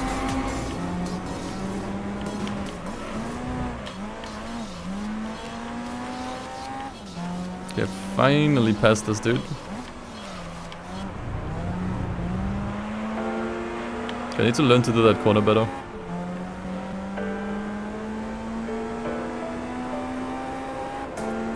Wasn't Steam against paid early access? No. In fact, they were one of the first platforms that supported it. One good thing that Steam is doing now is they leave a special notice under games that haven't been updated in early access in a very long time. Which I think is good. It makes it easier to see if a game has been abandoned or not. Because that does happen to a lot of games, unfortunately. Like, they launch in early access, collect a bunch of money from people, and then they never work on it again. Now Steam actually puts a notice in the game description, like, hey, this game hasn't received an update in this and that many months or years. It might not get any more updates, you know. I think that's pretty good, actually. Yeah, I think it's something you can only see if you use, before it was something that you could only see if you used a browser extension. You could see when the game was last updated, but now Steam is actually just putting it straight onto the store page. So that's actually really good. Any other games I've tried recently? I did get the new Yakuza game. I haven't really had much time to play it, but it's been pretty good. The Pirate Yakuza one. What else did I play? I played through Katamari Damacy recently. I think someone gifted it to me, actually. It was a viewer that gifted me the game. It's pretty short, but it was really good. What else did I play? Psychonauts 2. I just kind of picked up on a whim because I liked the first game. And I actually got all of the achievements in that. Wasn't too much work. Was also really good.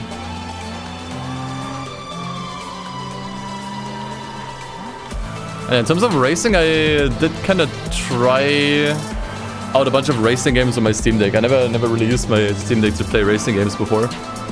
So I installed some of my Steam games. Maybe actually mainly Codemaster stuff.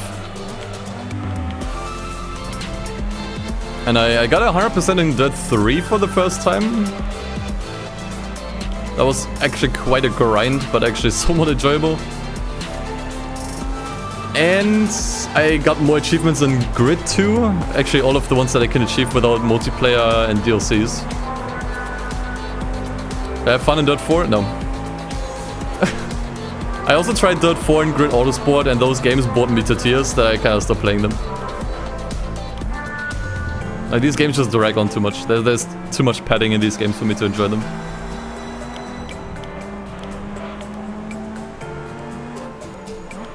Like, these games just don't know when to move on, you know. They're not bad games, I want to say. Like, not bad games in the traditional sense. It's just the pacing of those games is god-awful. Like, they just drag.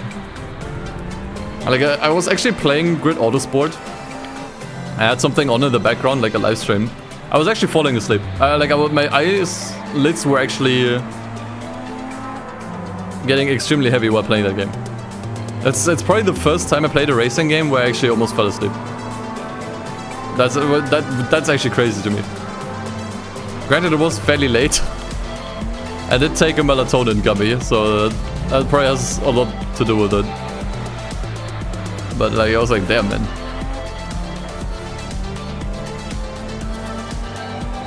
But there were some other racing games I've been wanting to try on the Steam Deck as well. Primarily, I want to try some PS2 emulation stuff. Maybe hunt for some retro achievements. Something I could also do on stream, I guess. I'm just not sure how interesting that would be.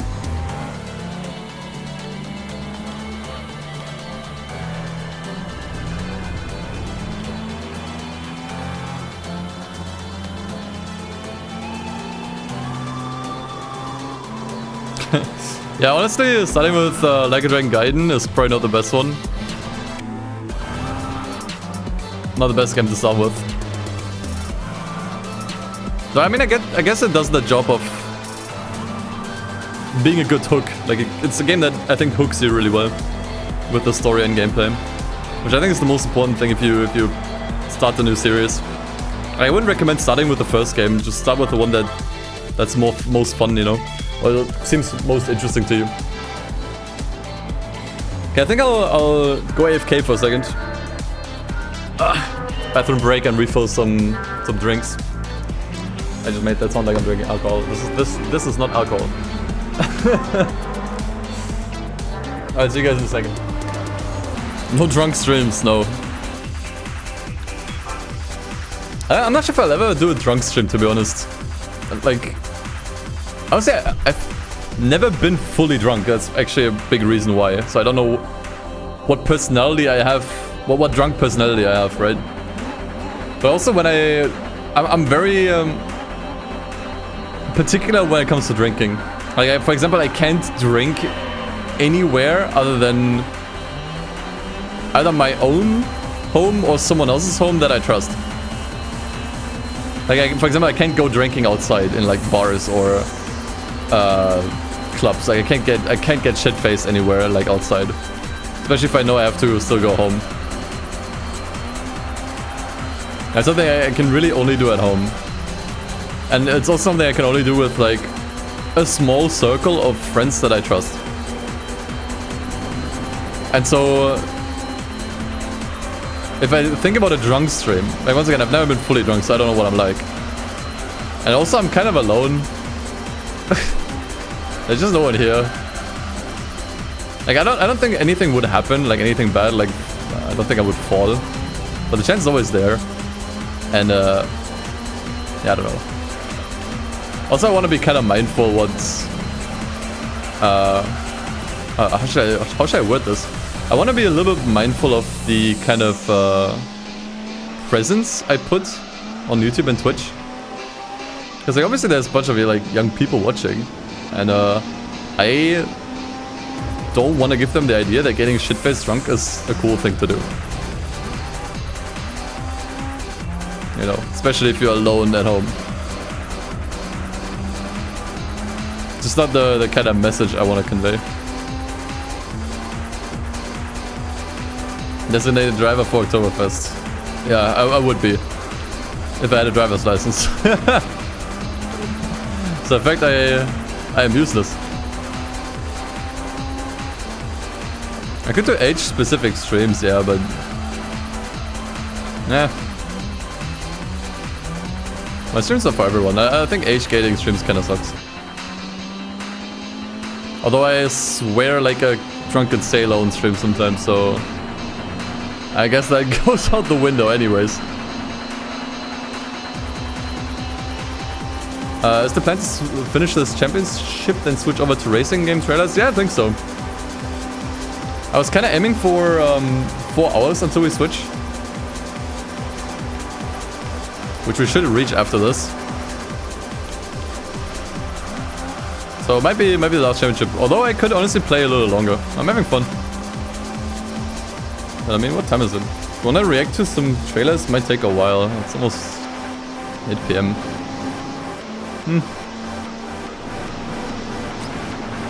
How are we gonna do the trailer reaction segment, by the way? Do we go by... So right now it's in a random order. It's just random. Like entirely random. I saved all of the most common and most interesting suggestions in a playlist on YouTube. And I'm not sure how to go about it. I could just do the random order that's in the playlist currently, or I do like one franchise at a time. I think that makes more sense. That way I can also split it up a little bit more cohesively for the VOD channel and stuff. I'd be a perfect shepherd for a bunch of drugs. Yep, that's why I'm very careful with the crowd I surround myself with.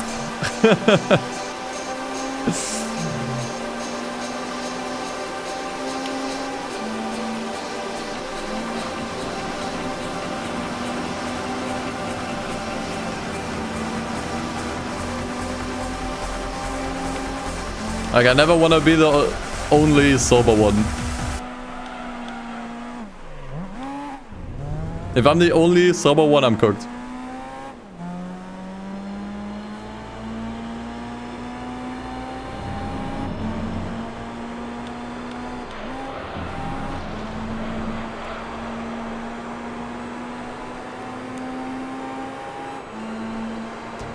Alright, suggested me to play TXR3. Yeah, I think TXR3 is still playing if you want more Tokyo Extreme Racer after you finish the newest one, because it does have more content. It doesn't play as nicely, But definitely has more content, more areas, more customization. Definitely is still superior in that part, which I think is perfect. If you're already hooked on the series, you like it, and you just want to play more, that game gives you way more, way more to do. I think it's a great follow-up.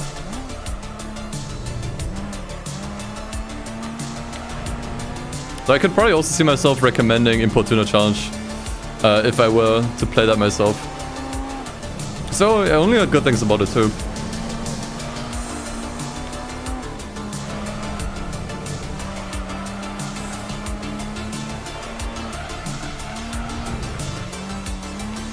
But if I'm the only drunk one, then someone must have filled me up.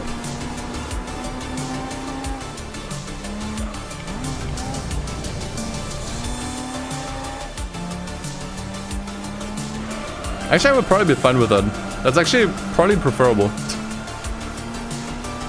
Like a friend of mine actually also like never drinks or smokes pot or anything. But on one New Year's Eve, he wanted to know what it's like. So he started drinking. And he started smoking. I don't think at the same time though. Just to know what it's like. And then he was like, wow, that's insane. And then he never did it again. I was the only one to do it. It was important to him that, you know, not everyone's getting drunk with him.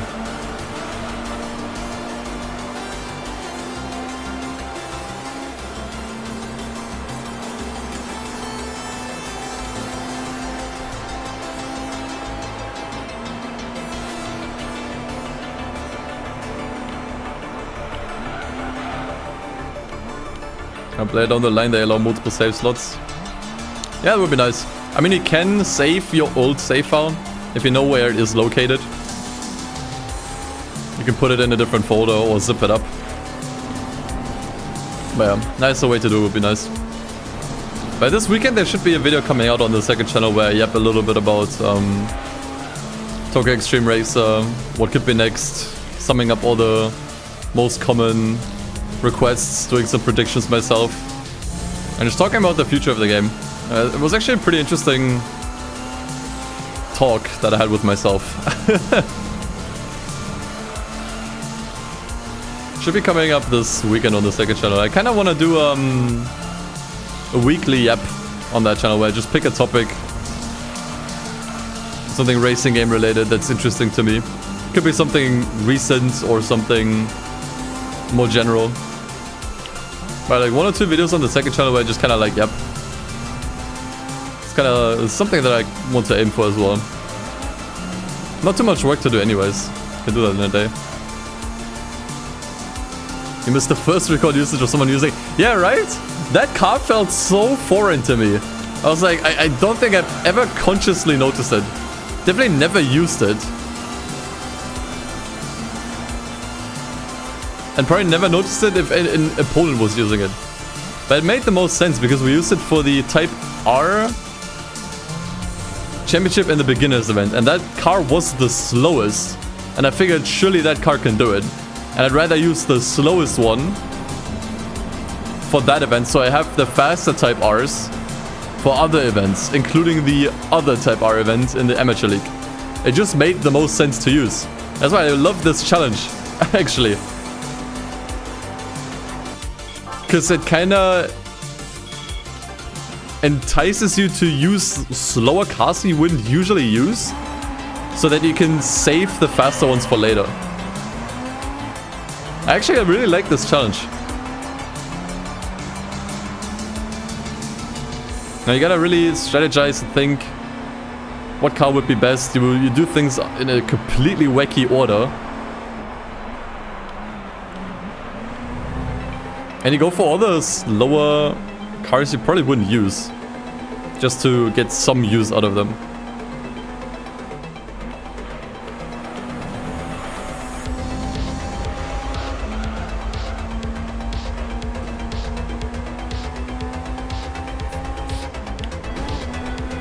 Basically a podcast. On the second channel it's kind of... It's more like a slop channel actually. It's more like a slop channel, really. Though I did also have plans to record some videos together with other creators. That would be a little bit longer.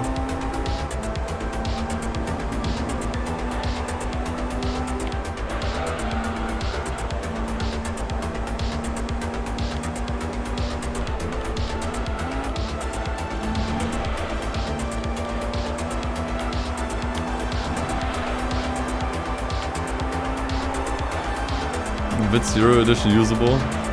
Yeah, I can see that being tricky. Yeah, the VITS cup here doesn't really make a whole lot of sense to do, I think. At least the one in the beginner ones, that's for sure. Like, hey, I'm trading VITs for pink VITs, which I can't use anymore because I already used the VITs. Actually, wait a minute. Isn't there VITs and Yaris in this game? That's not entirely two separate cars, but technically. Is this like your one car run in GT4? What was your one car run in GT4? Probably missed it.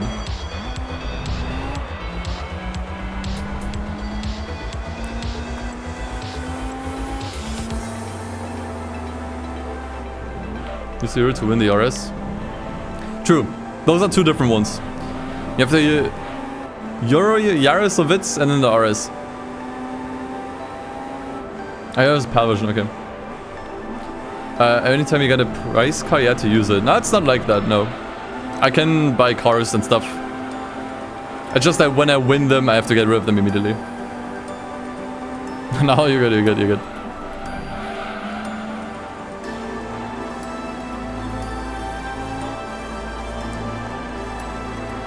How was Keep Driving, by the way? I saw you streaming that earlier. I saw, I watched another streamer play that game recently. It looked really fun. Probably another video with the game, if I'm being honest. Not actually racing exactly, but it looked interesting in the sense where it's the kind of game where I think you write your own story. It was really fun, yeah. It's like every time you have different things happen, every time you do another run. And each run is kind of its own separate story, which I found really interesting.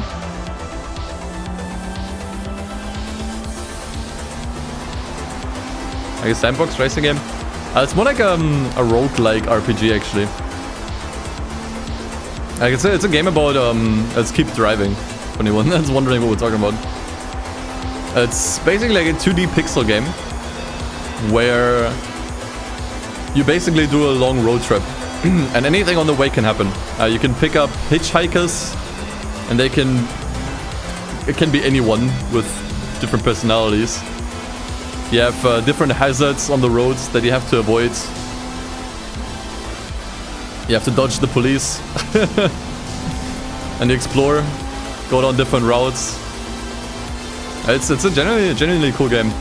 I wanna kind of investigate that for a video, but probably for way later. I already committed to the Wii Racing Games video, so I'd probably do that first for sure. Sounds like Test Drive Unlimited.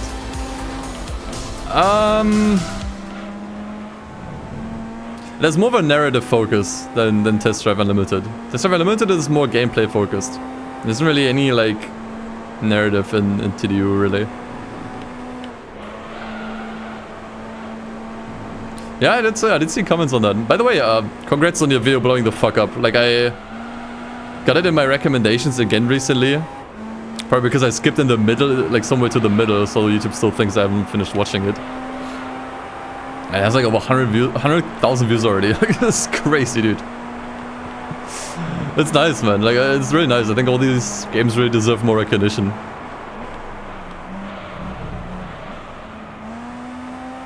I know, also was a really well put together video. It makes me really happy to see when videos on racing games that are really well put together and well made actually get recognition. Because it kind of shows people like, hey, racing game content doesn't need to be boring, it can also be really cool, you know? Is that the end of the playlist?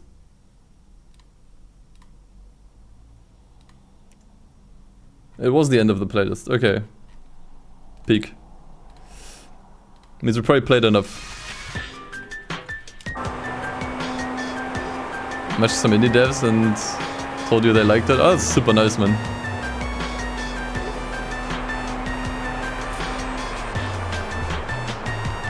I mean, I also did a video where I showcased Art of Rally in particular. It wasn't really about the game itself, more about like the camera and stuff that they used. I did interview actually one of the 2 developers of that game. And that was really cool, and a lot of people still really liked it. Maybe I should also do a video like that again, where I talk to some indie developers for a video and ask them just some questions about, I don't know, various things.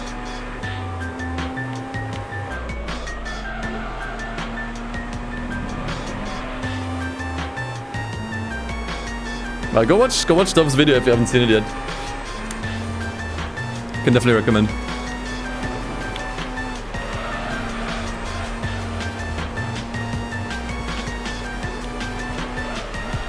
Nope. Message out of Rally Dev? If you could showcase... Oh, okay. Yeah, they're working on, what's it called? I think Over the Hill? It's similar style to Art of Rally, it's just more about hill climbing. Could be fun. But I'm not sure if you talked to the same dude I talked with. I think his name was Dune. Actually, super chill dude.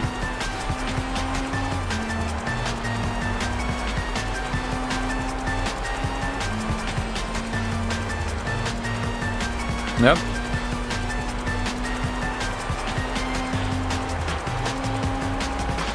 Good question, what emulator did I use for Midnight Club 2? None, I actually used the PC version.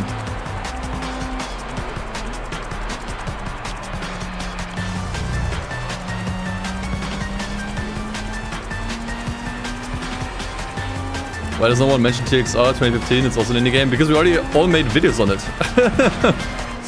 We're yapping about that game constantly, what are you talking about?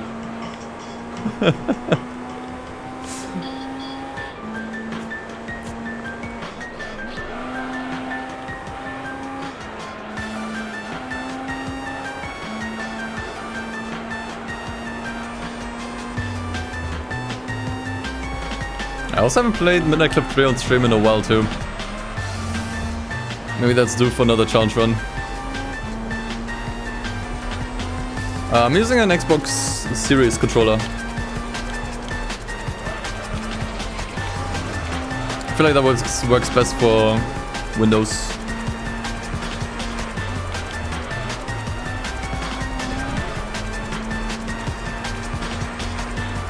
Should I go for the Xbox version or PlayStation?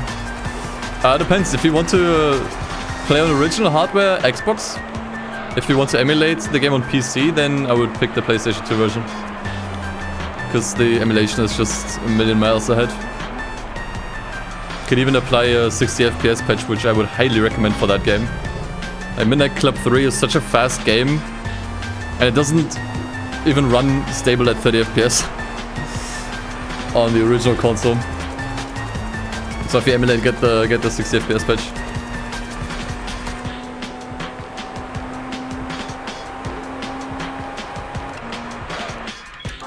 You can enable these patches now within PCSX2. Like you just press right click on the game if you have the emulator open. Go to properties, and then there should be a tab for patches. That's where this stuff is now. You don't have to like download it from somewhere. 7 laps on Kota, so you have to be kidding me. What the? Okay. I've already been here once today. Usually this track pops up so rarely in the career.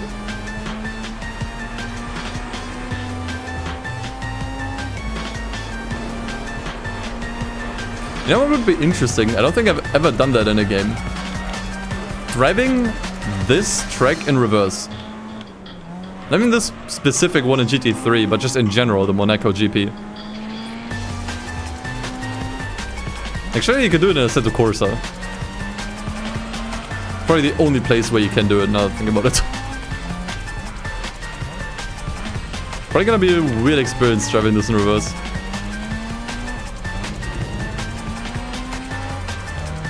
I wonder if the track would actually flow better in reverse. Because I really don't think it flows well. That's like the main thing I don't like about it. The flow of this track is so awkward.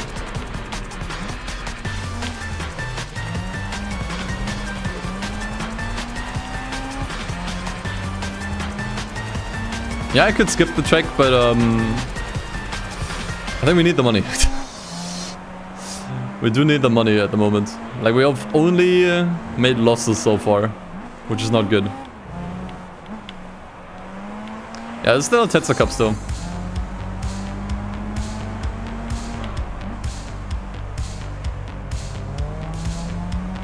The one in the Amateur League.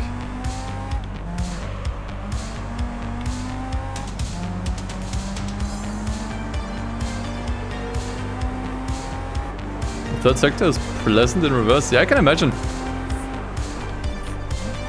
I also think doing the chicanes... Oh, not chicanes. The hairpins in Sector 2.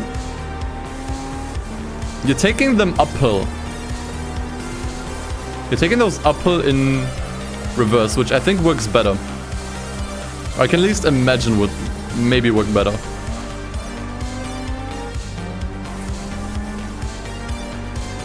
Because you just get way better steering.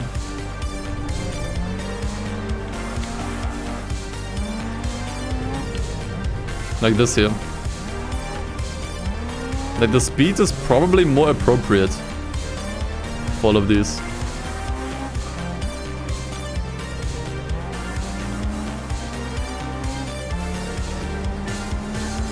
I tried an F1. I actually didn't know you could do this track in reverse on F1. Very interesting.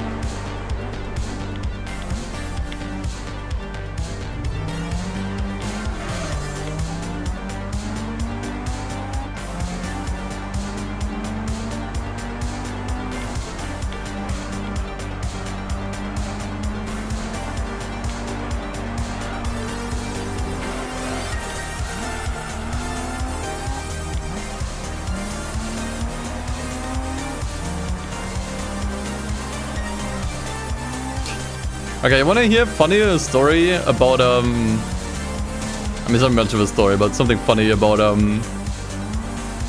the game Japanese Drift Master and them being at Gamescom. So, the thing is, the devs of JDM, or Japanese Drift Masters, the indie game, did send me a bunch of emails, asking me to check out their game.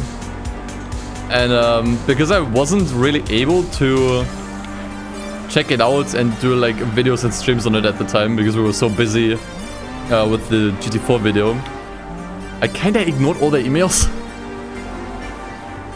Which was probably not the nicest thing to do. That's also why, like, when I went to Gamescom last year and they had their booth, I tried my best to dodge it. Because I did not want to get in that awkward situation where they're like, oh wait, you're that content creator. Why didn't you reply to our emails? Like, I didn't want to explain myself. I kind of ghosted them.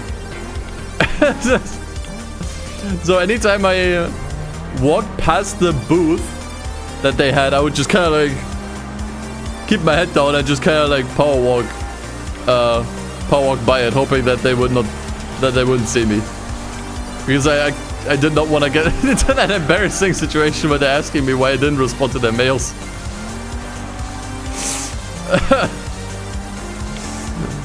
Yeah.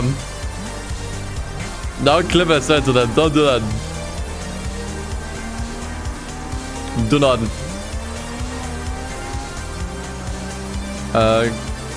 Yeah, I'm pretty sure you can run this on a phone emulator, right? These days PS2 emulation should be fine on a phone.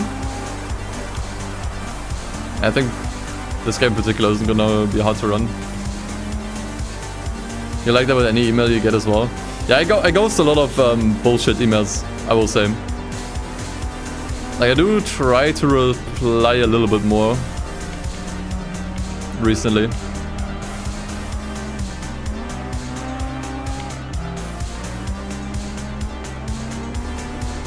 Unprofessional behavior. That's race on. It's a different one though. It's the one in the amateur league. We've done the beginner one already.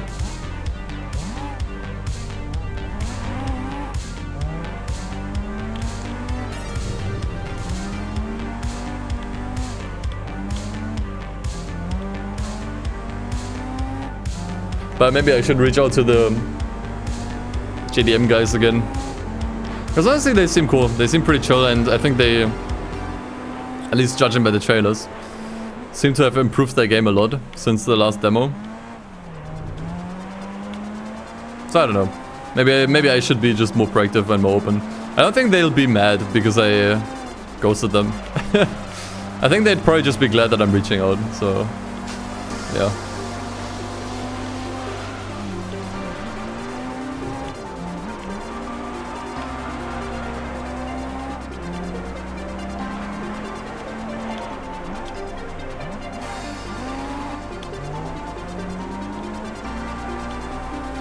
They announced that Honda will be in JDM. Nice, dude.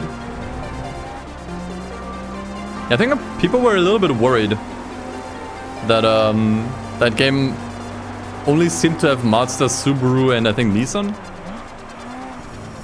People wondering if that's maybe not enough brands, but yeah, sure. Throw Honda into the mix, you got a crowd. I think that's enough JDM representation to be considered good enough. It's like the big four, you know. I guess Toyota's missing.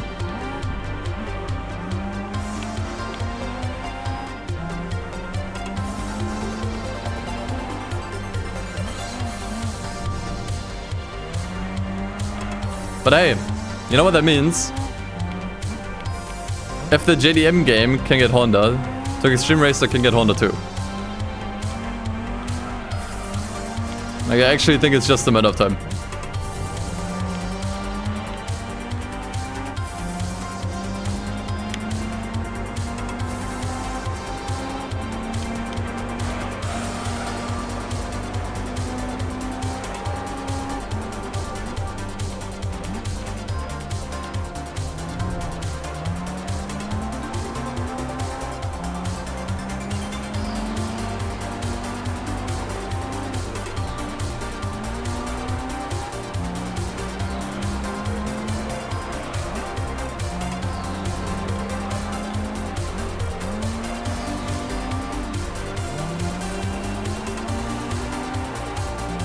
My last race is actually surprisingly easy. I think the AI just has issues getting around this course.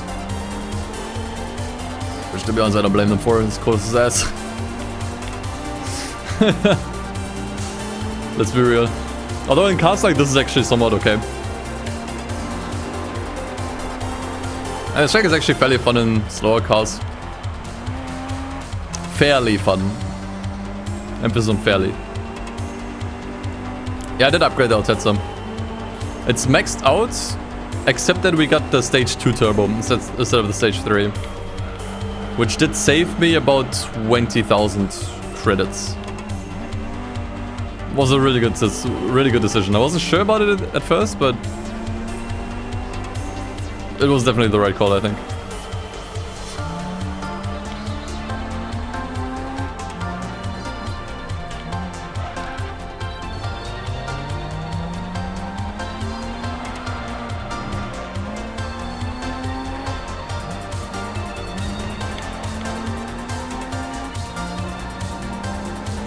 Next JDM announcement will be for Daihatsu.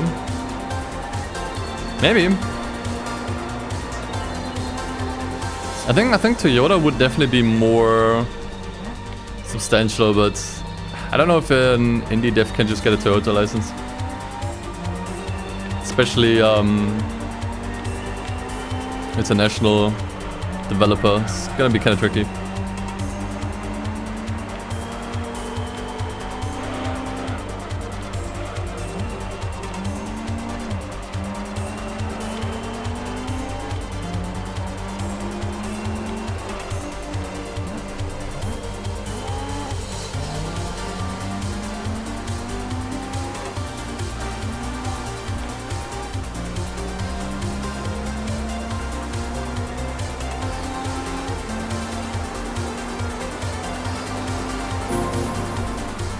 Hey, Stancy, thank you for the bits. Appreciate it, man.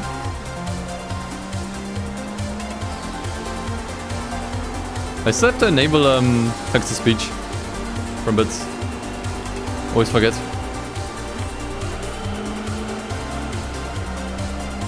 What means they use trailers as base models? Couldn't they add those? I'm not sure. Did work with Roof and Jambala and whatnot, right? Back in the day.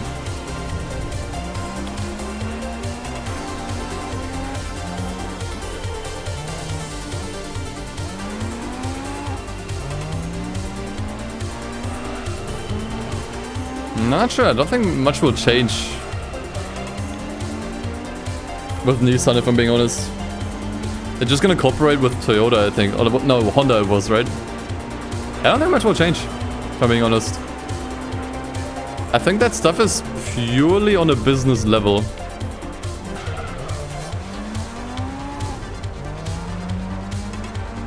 They're just gonna trade parts around, I believe. What's going on with the trees here, by the way? That looks weird. Just now noticed it.